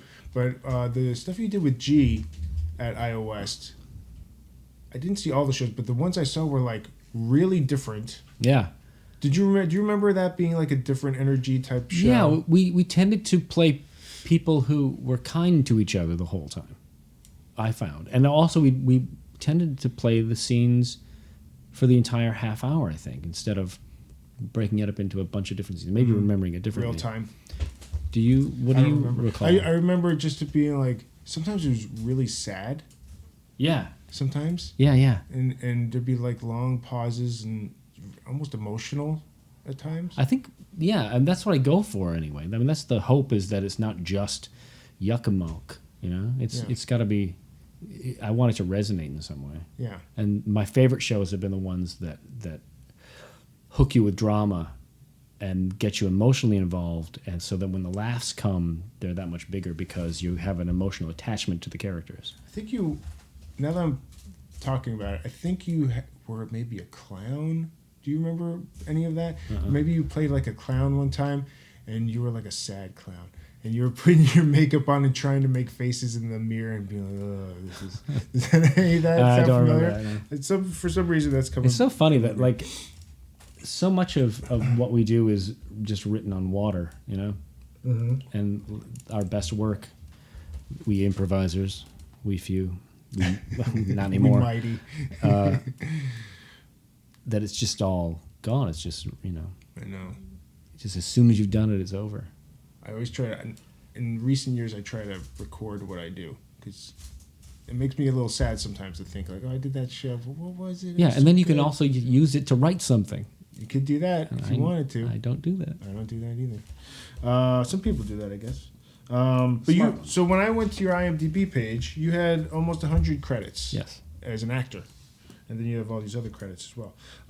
Is it okay if I just go down a few of them? I'm not going to stop you. Okay, thank you for not stopping me. Appreciate that. So, like, you did The Terminal. Stop. Okay, sorry. Yes, I did The Terminal, Steven Spielberg movie. Yes.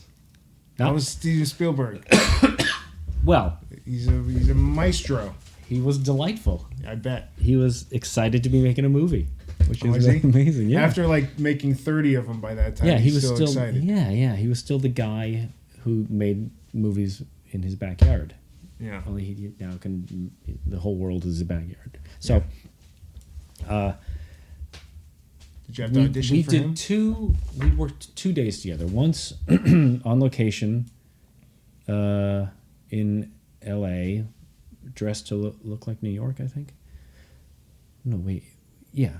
No. Where did that take place? I don't remember. Anyway. New York, right? No? JFK or? JFK, probably. And so I was a cab driver. And Tom Hanks gets into my car, and I drive him away. It's the last scene in the movie. And we have an exchange of dialogue. I can't remember what it is, but it ends with, so where do you want to go? And that it has a greater meaning than just that at the end of the film. And my cab drives him away, and that's the credits. And so I arrive on set, and Mr. Spielberg meets me halfway, and we start walking, and he's saying, "I'm excited you're doing this. Thank you," and all that. And and then he's talking about this new snow machine he's so excited about. New technique, yeah. So it's snowing in the scene, and so he's really excited about telling me about this new snow machine. And he describes the old snow machines and how they used to work and how they weren't as good, and you know, sometimes it's plastic or sometimes it's actual like ice chips or something, but it never really looks right. And now they found this new way to do it with soap bubbles. And so it falls like snow, it stays on your clothes like snow, and it stays in your hair, and it melts eventually, but it stays there for a little while, just like snow. Yeah. And he went on and on about the snow machine, and it made me very happy to see he was still so just elated to be making a movie. Yeah. And then we shot this thing, and Tom and I shot it from various angles, and then for the final line, we needed to get it wild, which means without being on camera, because it's over a long shot of the cab, the line, where do you want to go? So to make it sound right, I had to sit in the cab to make the acoustics match. And so it was the sound guy in the back seat and me in the front seat, and then Spielberg also in the back seat, but like with his hand on my shoulder and his lips to my ear. And he said, "Okay, go ahead." And I say, "So where you want to go?" He goes, "Okay, a little more New York." "So where you want to go?" "A little friendlier." "So where you want to go?" "Now rougher." "So where you want to go?" "Okay, now like you're gonna lead him somewhere wonderful." And I say it again, and he just kept whispering these things into my ear, just getting a bunch of alts. It's basically a voiceover. It was. But, I was hyper aware of, the great man himself whispering in my ear like a lover. and me... Like a New Yorker. And Talk to me like a New Yorker. Yeah, exactly. and eventually him saying, "We got it." And that was the best feeling. Wow. Yeah. Wow. How was it working with Tom Hanks? Even briefly. Well, everything you've heard about him is true. He is like... He's a jerk. He is really, really like outgoingly friendly and ready with a joke and just pleasant. Really just incredibly pleasant and present and a good word for everybody, and knows everybody on set and knows what to talk to them about because he knows their history or whatever. He's interested. Wow. Yeah, great guy. Did he ask you, what do you think of my Russian accent? I did not. I whispered in his ear for a half hour. A little rougher. A little friendlier. To Moscow. So when I watched Big Hero 6 yesterday as well. Did you like it? I did, very much. And I watched some extra features. And what was cool is like one of the producers said one of a recurring thing in the movie is the fist bump, fa la la thing, right? Yeah. And I guess the fa la la part. It's balala, but go ahead. Balala, sorry, was not in the script. But I guess, did you come up with that on your own? Because the guy said basically you came up with that, and then they decided to use it more. Yeah, well, the thinking was that Baymax didn't have a sound effect. Hero fist bumps and then goes... Yeah. When he flutters away from it.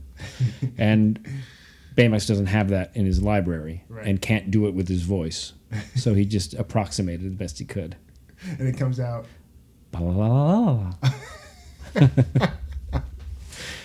Kind of shyly, but like he's not quite sure he's getting it right, but he's willing to try. Now, how close to your ear was the director of that? Well, here's my headphones. Okay, so pretty close.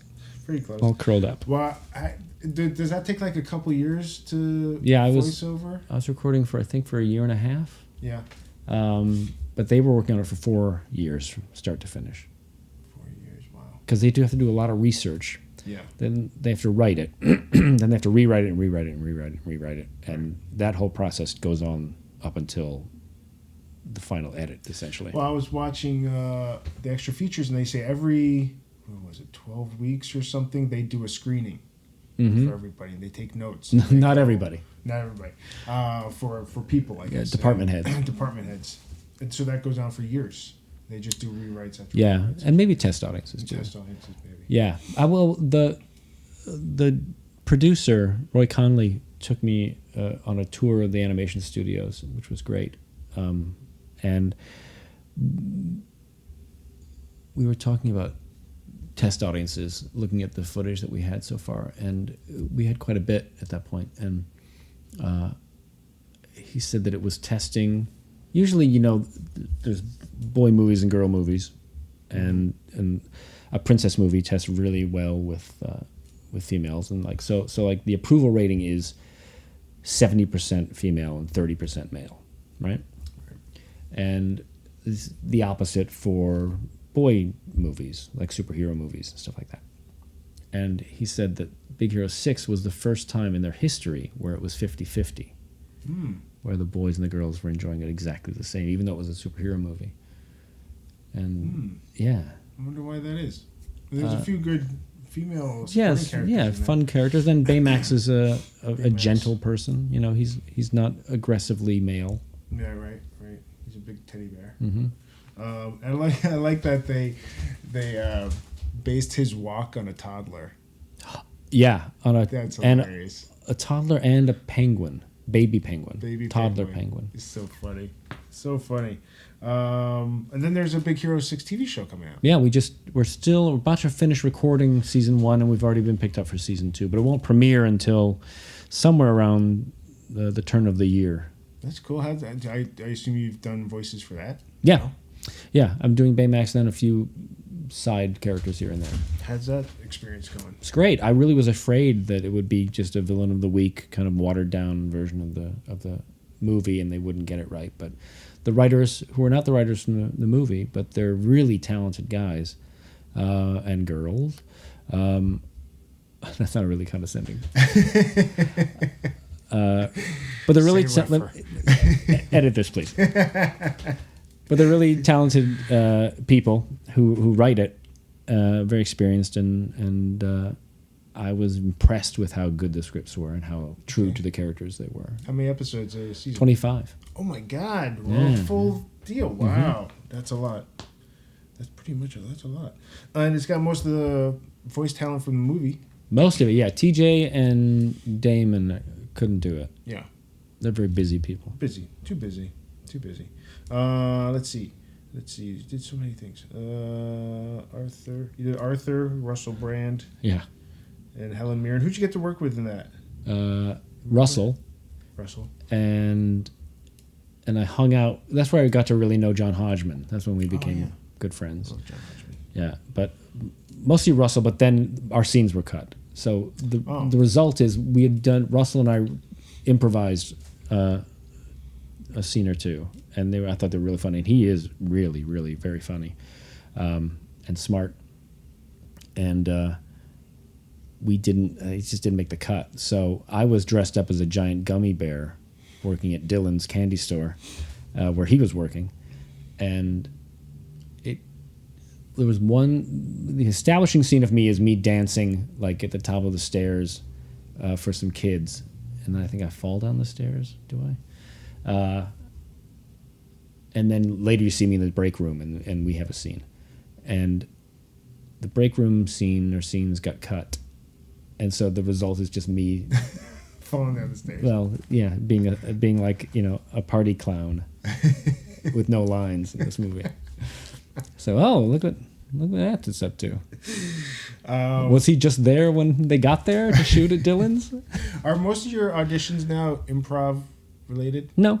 No, okay. No, I'm still doing drama auditions and comedy, but mostly scripted stuff. Because we hung out a little bit in New York a few months back. Mm-hmm. We had lunch with the Adamses. Yeah. Adams and Joyce Chin, Art Adams, and but you were coming out here. You had told me you were coming out here for like his pilot season. Is that right? That's why I'm here. So how's that been going? Well, I've auditioned a lot, but I haven't gone to network on anything yet.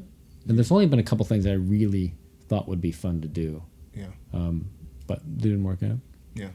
But I'm here, I was here for pilot season and doing VEEP, and then I've had little side jobs as well to help pay for the trip. That's good. Mm-hmm. And you're going to Chicago soon. I'm going for the on Chicago Wednesday. Improv Festival. Yeah. And I believe you're getting an award. I am. Yeah. A well-deserved, like a, what would you call it? A Lifetime Achievement in Improv Award, something like that? Yes, I don't know. I guess. That's pretty nice. It's better than not getting it. You're being honored.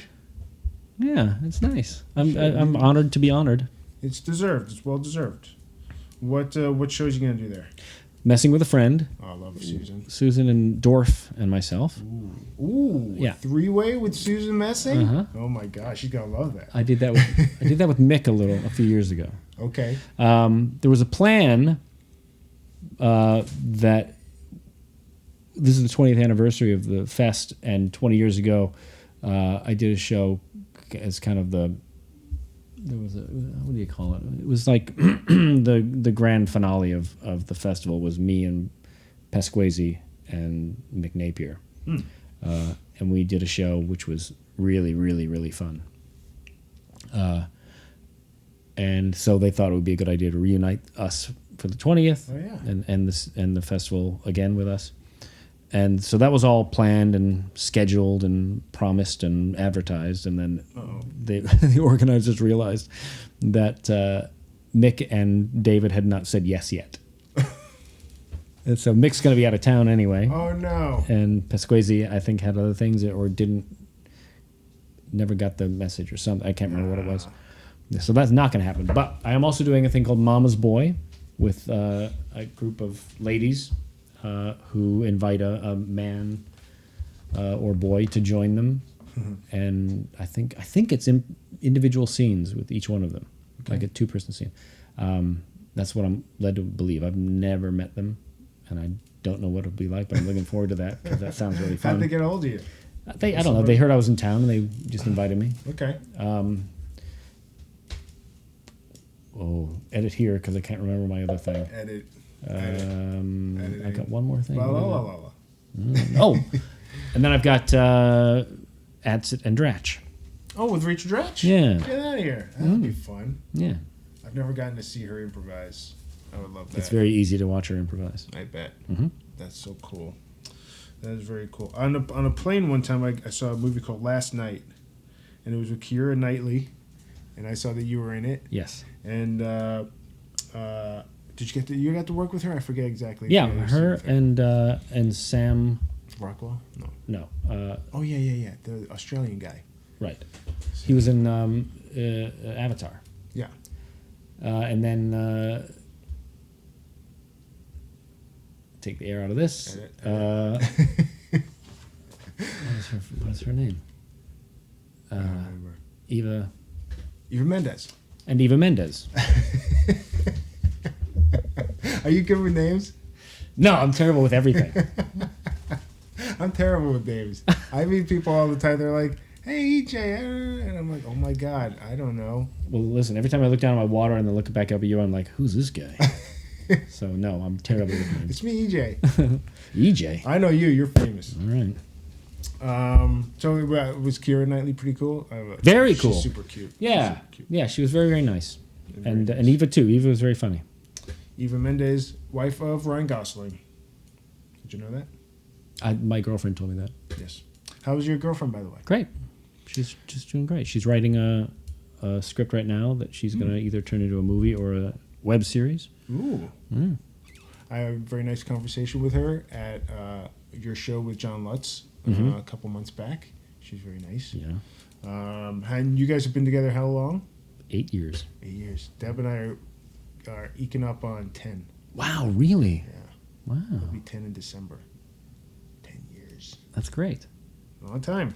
Well, your girlfriend had a funny story of how you guys met. It was on a train platform, and she saw the back of your head and fell in love. That's, yeah. And I relate to that. Really? I fell in love with you. Back of your head. First time I ever saw you. But that's a nice story, though. Isn't that a nice story? It's a lovely story, yeah. It's very kind of fairy tale. Yeah, it is. The Informant Mm-hmm. I really like that movie. Matt Me too. Damon, directed by Steven Soderbergh. Did you have Matt? He used a lot of comedians and improvisers and stuff in that movie. Yeah. Soderbergh. We did improvise. You did. Yeah. What was that? Do you get like, okay, here's the point, like a Curb Your Enthusiasm, like here's Kind of, yeah. I think we had a script, and then after we shot it from a couple of angles, they said, okay, now just have fun. So. And you and Matt Damon? Me and Matt Damon and the woman who played his wife. Eva Mendes? No. No. No, she's a great actress. And it's slipping my mind right now. Her name is, and then your voice will. Glenn Close. Yeah, a scene with Matt Damon and Soderbergh was with his crew who had been with him, more than 10 years, and they all spoke very shorthand, so he could walk in like Soderbergh's very He's a quiet dude, subtle, right? yeah. And he'll walk on a set, and I had not met him, didn't know what he looked like, and I had no idea he was the director when he walked on set. You thought he was a PA or something. Yeah, absolutely I did. And he walked over to our dining table where we were going to be shooting, and he kind of looked at the room. His cinematographer, lighting guy was there, and he kind of just pointed one direction, looked around, pointed in the other, indicating where the camera should be.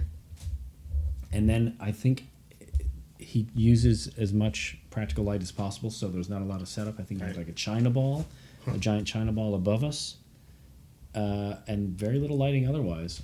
And it was just really smooth and easy. Yeah. And yeah, it was. There was no frantic anything on that set. It was fantastic. Do you prefer improvising on a set rather than sticking with the script? Do you like the looseness, freedom of it? Yeah, I guess so. I mean, I like both. In comedy, probably. I think I prefer it to be either one or the other. When it's scripted and then they say you have fun, it is fun, but then there's also pressure to get information out and match stuff. Right. And if it's all improv, then I think it makes it a little easier. Sorry. And and if it's all scripted, then you just know what you're going for. Okay. I don't know, I like it all. Do you like directing? Yeah, I really do. You want to do more of that? Yeah. You want to direct like live action stuff? Yeah, I did. I directed a web series / movie this past fall called Kick. My first directing of human beings with a full crew. Ooh. And I really liked it. It's a project it's a comedy about rehab, about a rehab facility, written by a woman named Kim Bolton and Lucy Davis, who also star in it. And Lucy, you would recognize from The British Office. She played Dawn. Oh yeah. Love that series. Yeah, and it was a really good How'd you script, and I guys hope connect? it didn't ruin it. How'd you guys connect on that? Let's see. Oh, Gravid Water. Lucy and I met at Gravid Water, which is this UCB improv show. Yeah. That's half scripted and half improvised. Right. And so we were paired together, and we hit it off. Oh, wow. Yeah. And she's like, hey, do me a favor. I'm your director. And she's a very close friend now, which is very nice. She's one of my favorite people. Does she live in L.A.? She does, yeah. And now she lives in L.A. And she's in the new Wonder Woman movie. Is she really? Yeah, have you seen the preview? I saw the trailer. Yeah, she's her secretary. Oh. And she's got like the punchlines in the trailers. Did you tell her how much you dislike DC? I did, yeah. But then the trailer for Wonder Woman looks great. It does. So I told her I'm sure you will save this franchise. It's on your shoulders. You worked with one of my favorite people ever, Will Ferrell, in a movie called Kicking and Screaming. Yes. Have you interviewed him? I wish. I wish. That's next. Well, if you could hook me up, that'd be great. Do what I can. How was that? How was Will Ferrell? Did you get to play? You must have been able to play around there, right? Yeah, we did a lot of playing around there. Because you guys were rival coaches, right? Yeah. And he arrives at our game, and I'm like a tough guy, and of course you are.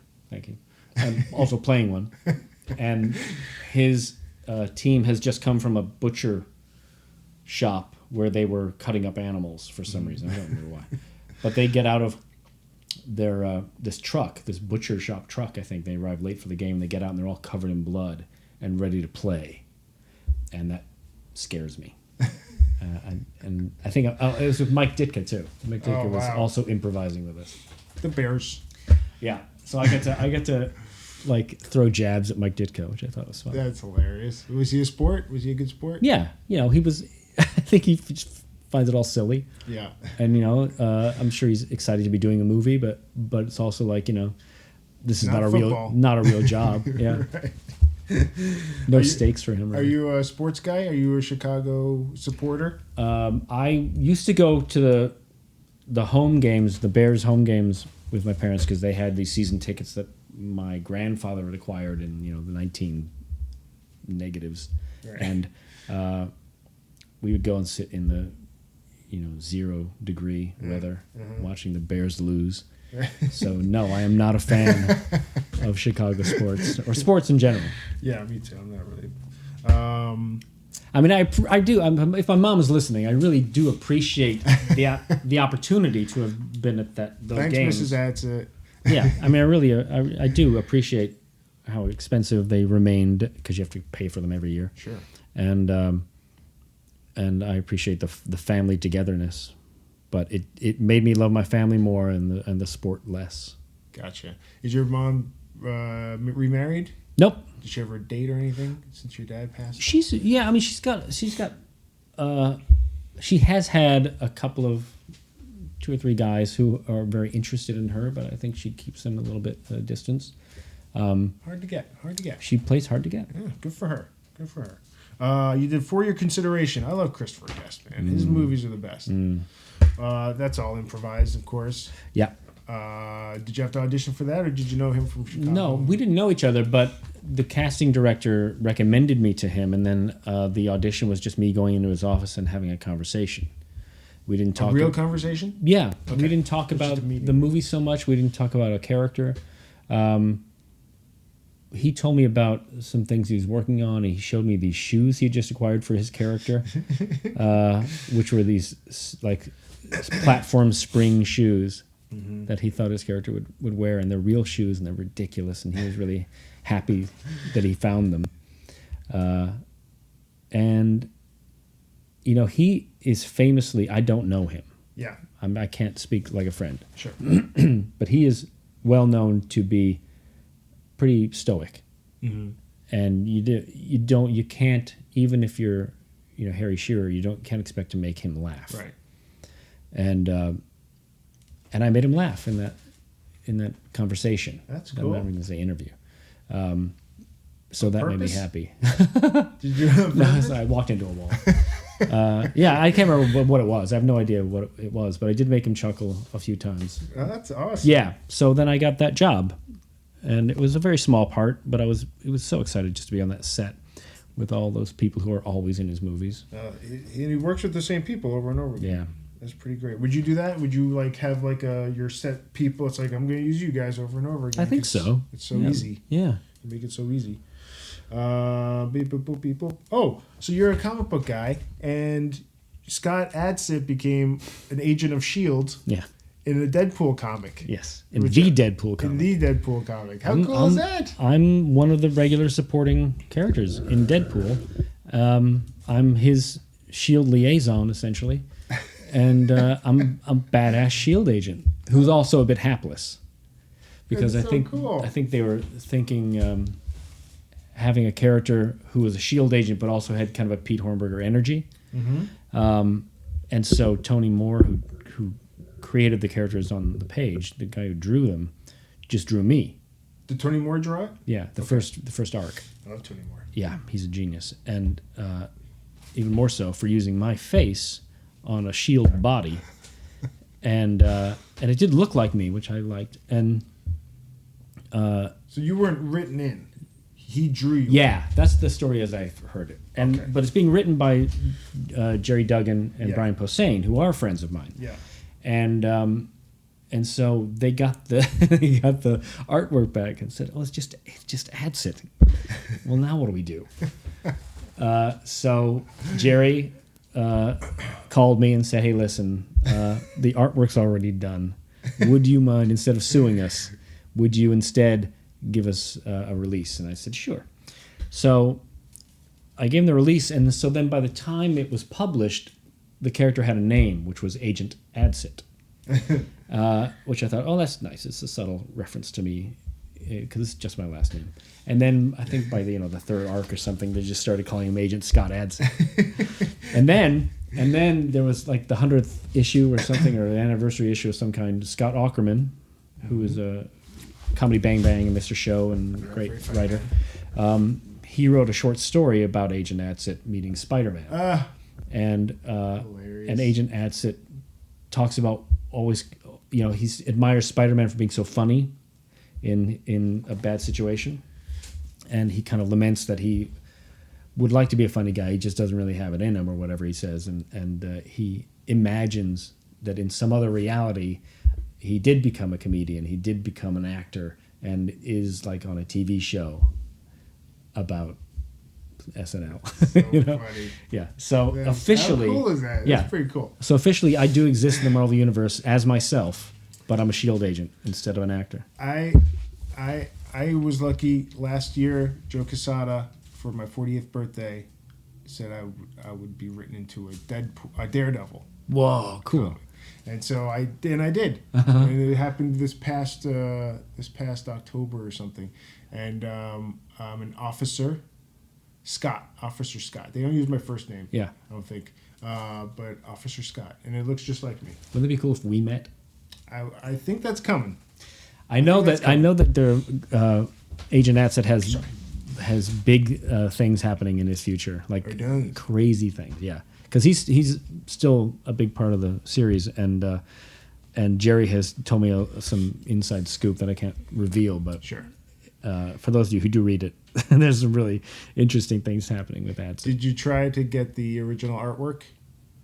I haven't. I haven't even thought of that. I should talk to Tony though. Talk to Tony. That would have been my kind. Can we use your name and like this if I can own the artwork? Oh, you're so right. Oh, I'm so dumb. Scott. Did you say that? Well, I wrote to the artist Ron Garney, and it's all digital now. Yeah. He does digital. And so there's nothing to frame, really. There's not really anything to frame. He said he would print something out for me, so we'll see. But and your real name is Robert Scott Adsit. Yes. What happened to Robert?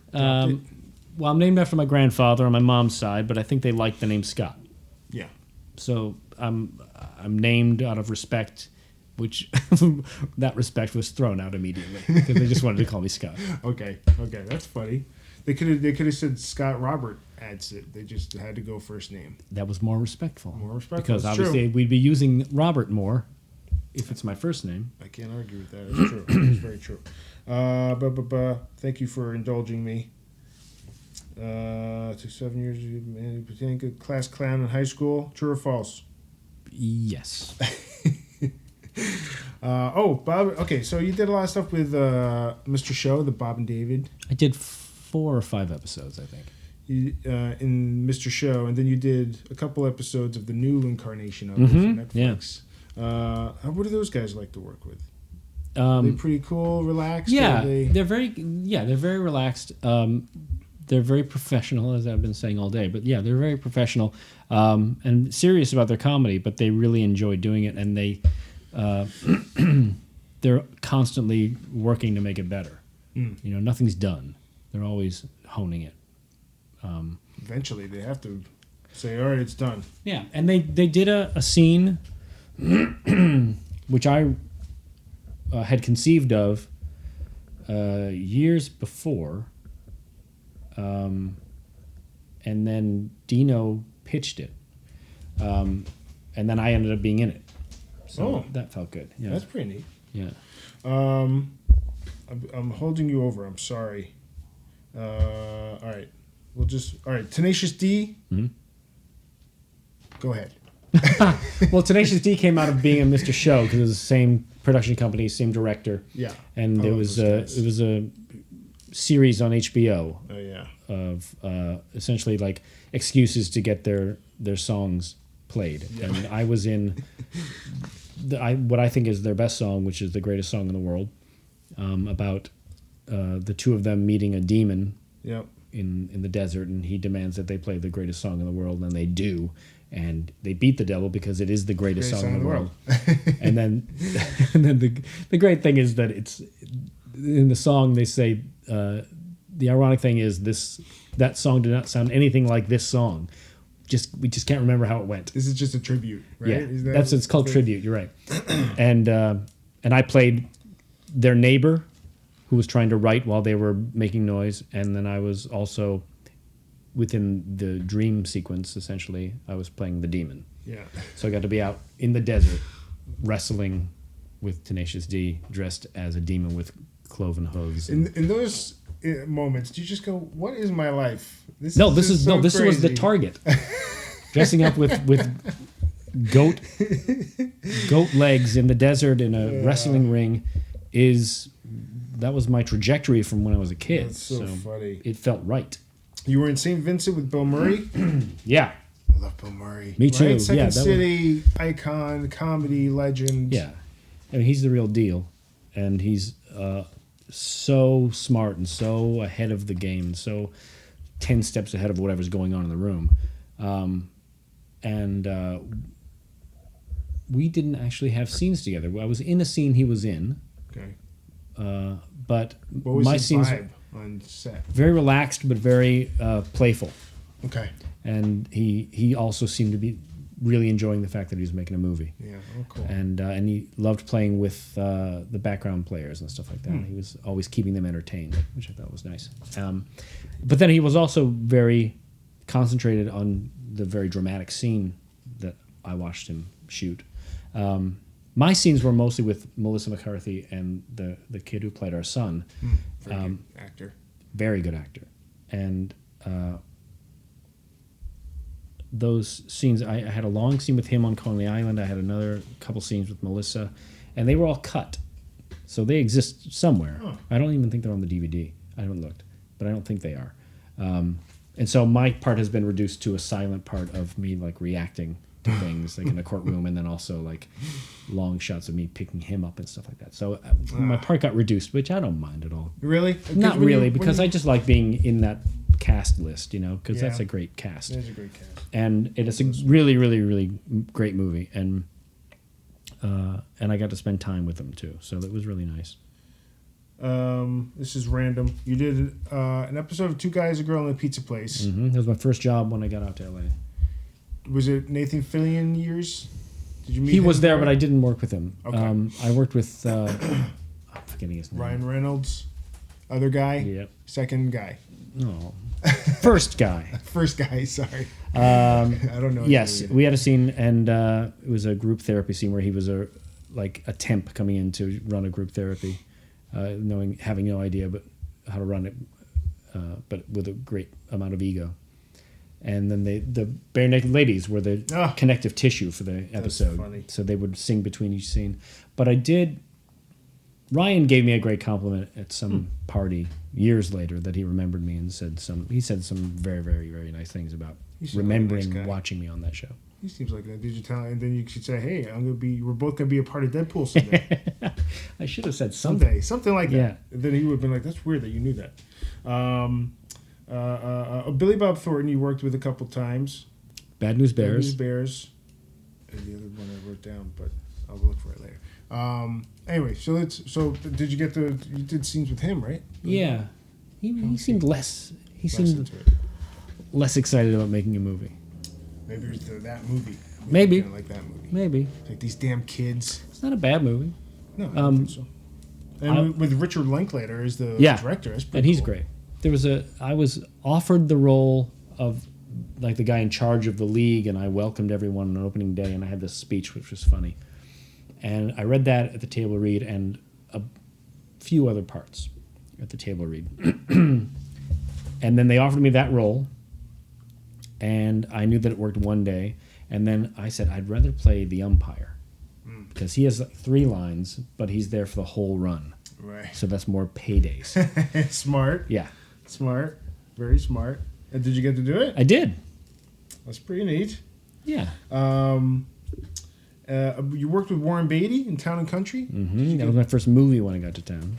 That's pretty cool. Yeah. Your first movie, you're like, here's a Warren Beatty. I was a cab driver once again, and it was a movie that was cursed from the beginning.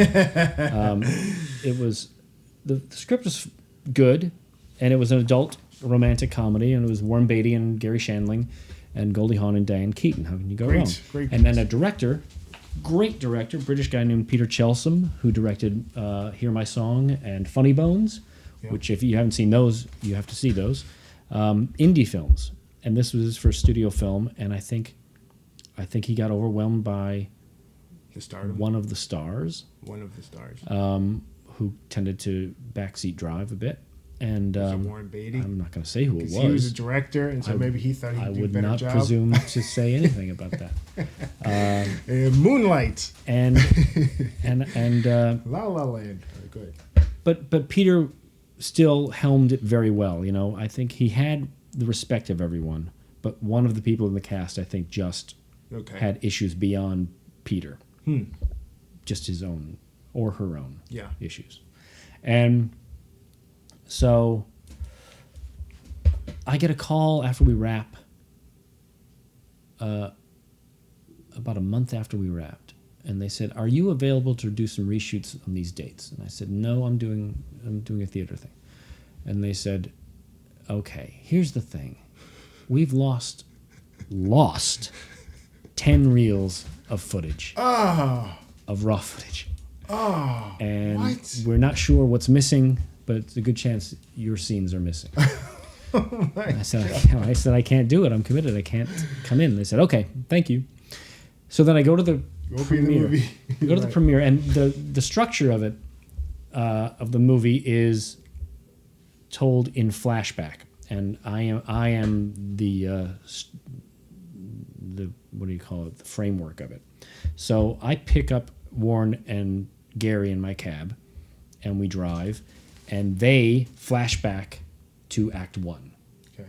And when they come back, the three of us talk, and then they flash back again to more of Act 1, and then we get somewhere else, and then they flash back to Act 2, and that leads us all to Act 3 when they get out of the cab. So there's a few scenes of us having dialogue and me quoting Yeats and all this interaction between us.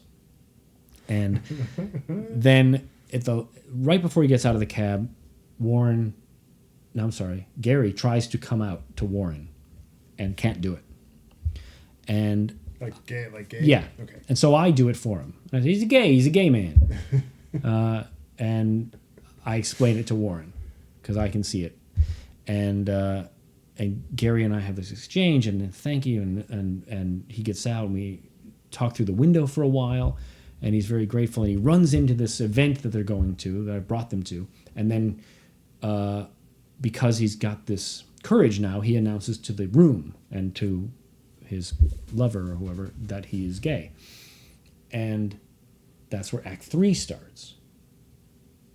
And so they lost 10 reels, so I get to the premiere, which was not a lavish red carpet thing. It was kind of like cast and crew only. They didn't have a big premiere. And Peter is such a beautiful guy and so creative and just a brilliant, brilliant director who I respect entirely. He gets up there with a producer and says, "We had a lot of problems after this." Start. Also, I will say, let me tangent just for a second. They were in front of the camera for this little adult comedy for a year, shooting for a full year. Whoa! But not because of Peter. I'll defend Peter. I don't know if Peter remembers me, but I would defend Peter for the rest of my life. Peter gets up there with his producer, and they say, "We had a lot of problems." And Warren Beatty. And essentially said, instead of like going, "Here it is, we're so proud of everybody, hey, here we go," they said, "Okay, well, so many problems." Yeah. And he goes, "Please forgive all the problems." Yeah, and they introduced the movie like, "So, here it is." How defeating. Oh, yeah. Oh, and so the structure of the movie now was just linear. Oh. So I was no longer the connective tissue, and then when they finally get into my cab in Act 3, my entire performance is reduced to some dialogue off camera and my eyes in the rearview mirror. That's it. Now, if I'd canceled, if I'd somehow gotten out of my theater thing and gone and reshoot, it would have been a different story. But oh my god, it's like there's several movies that I was in until the final edit. I've got a few of those. Wow. Frailty. Yeah. Bill Paxton directed his first one. Yeah, and I was an ambulance driver who comes to Matthew McConaughey's brother's house where his brother's dead. Rooster. Oh no, that's his real brother. Sorry. His brother's dead, and his girlfriend is hysterical. And I come in as an ambulance driver and my partner, and I have this.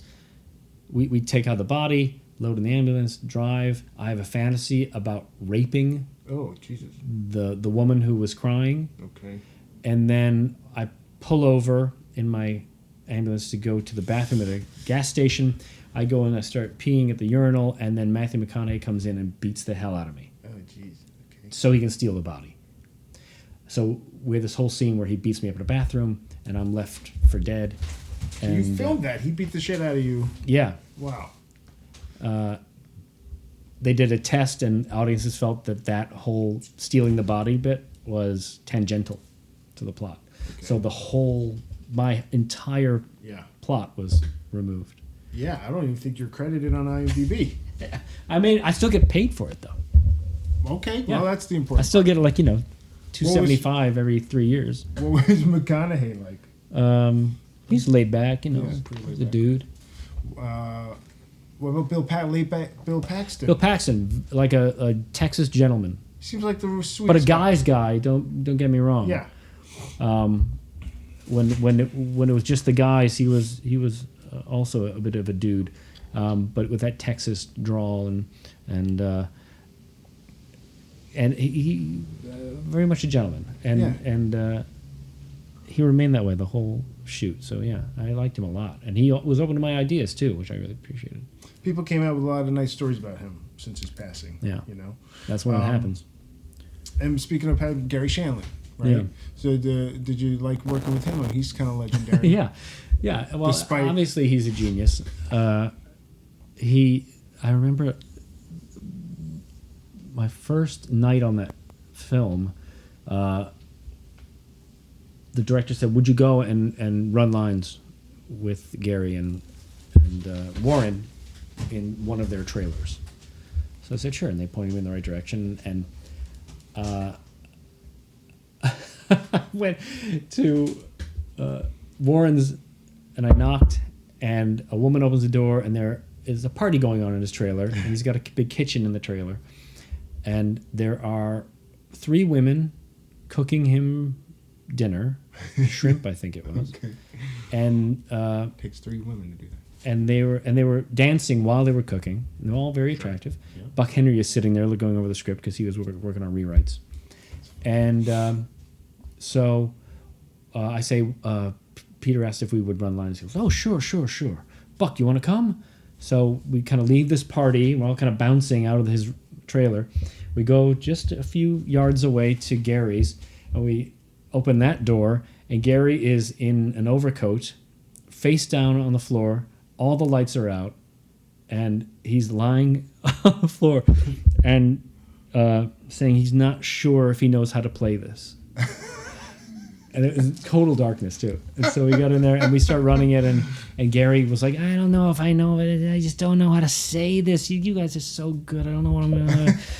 And he's total bullshit. I mean, he believed it, I'm sure, but he was such a good actor. The idea of him doubting and stuff like that, it almost seems like he's doing a bit. Right. But he wasn't. And so I found myself, my first film in Hollywood, I'm like 30. And I just got into town. And I'm sitting in a trailer with Warren Beatty and Buck Henry trying to convince Garry Handling that he's a good actor. Wow. And Gary's saying, like, "How would you say this to me?" I'm like, "Don't ask. I'm not going to even answer that question." That's incredible. Isn't that crazy? Yeah, it's surreal. That's so funny. The other Billy Bob movie was Mr. Woodcock by the way. Oh yeah, no, I only worked with Amy Poehler on that film. Okay. So I was hitting on her in a bar, and we had a scene. That must have been fun. Yeah. She's amazing, right? Mm-hmm. And I think we improvised the whole thing too. I remember. Correctly. You did a couple of episodes of a show I loved when I was a kid called Early Edition. It takes place in Chicago with Kyle Chandler about who guy that gets newspaper from tomorrow today. Yes. And it's I played a character called Grabowski, which is a kind of a pejorative name for anybody who likes football in Chicago, I think, or just any kind of Chicago character. So I was the Grabowski at the bar. I think my last name was Grabowski. Yeah. I don't remember a lot about it. Yeah. To tell you the Did truth. you work with Kyle? Yes, and with Fisher Stevens. Oh, yeah, Steven Fisher. Fisher Stevens. Fisher Stevens. Yeah. Steven. Yeah. He could go either way. Who just did a really good documentary about the climate with Leonardo DiCaprio. He's a very good actor, that Fisher Stevens. Yeah, and director. Yeah. As it turns out. Well, hey, that's like not even a third of the projects that you've done. But you think I'd be richer? I don't know what you have. I don't know what you have. I do. In my mind, you're the richest man on earth. Well, I can't thank you enough for doing this and taking time out. I really appreciate it. My pleasure. Is there anything you'd like to plug? Like you're not on the Twitter or anything, no. right? You don't do any of that. I'm on Facebook. If you want to say I'm on Facebook, go ahead. Go say hi on Facebook. Yeah. And any projects coming up that you'd like people to check out? You doing any live stuff? You do Gravid Water, right? At yeah, UCB, I used to be in New York, and John and I do it whenever we can. Oh, John Lutz and I. Lutz and Adsit, or Adsit and Lutz. We call it John and Scott. Oh, neither. Okay. So many permeations. Well, I've got this Big Hero 6 series, but that won't be on for a while. Okay. And VEEP is coming out soon. Oh, yeah. So that would be the thing, Great I think. VEEP. Yeah. Awesome. Well, hey, man, thanks so much. My pleasure. Good talking with you. Yeah. Scene. That was my talk with the great Scott Adsit. Thank you so much, Scott. It was such a pleasure to talk with you about all that stuff. So one more time for the plugs, at EJ Scott on Twitter, at EJ Podcast, also on Twitter for the podcast. EJScott.com is my website. EJScott1106 is Instagram. Crowdrise.com/7on7 is the charity stuff. And Running Blind documentary on iTunes, Google Play, and Amazon, whichever, for only $2 or $3. You can rent it or buy it. And that'll do it. So go subscribe to my podcast on iTunes or iHeartRadio, and check out my past podcasts and check out my future ones. Please share with your friends and family. Thanks so much for listening. See you next time.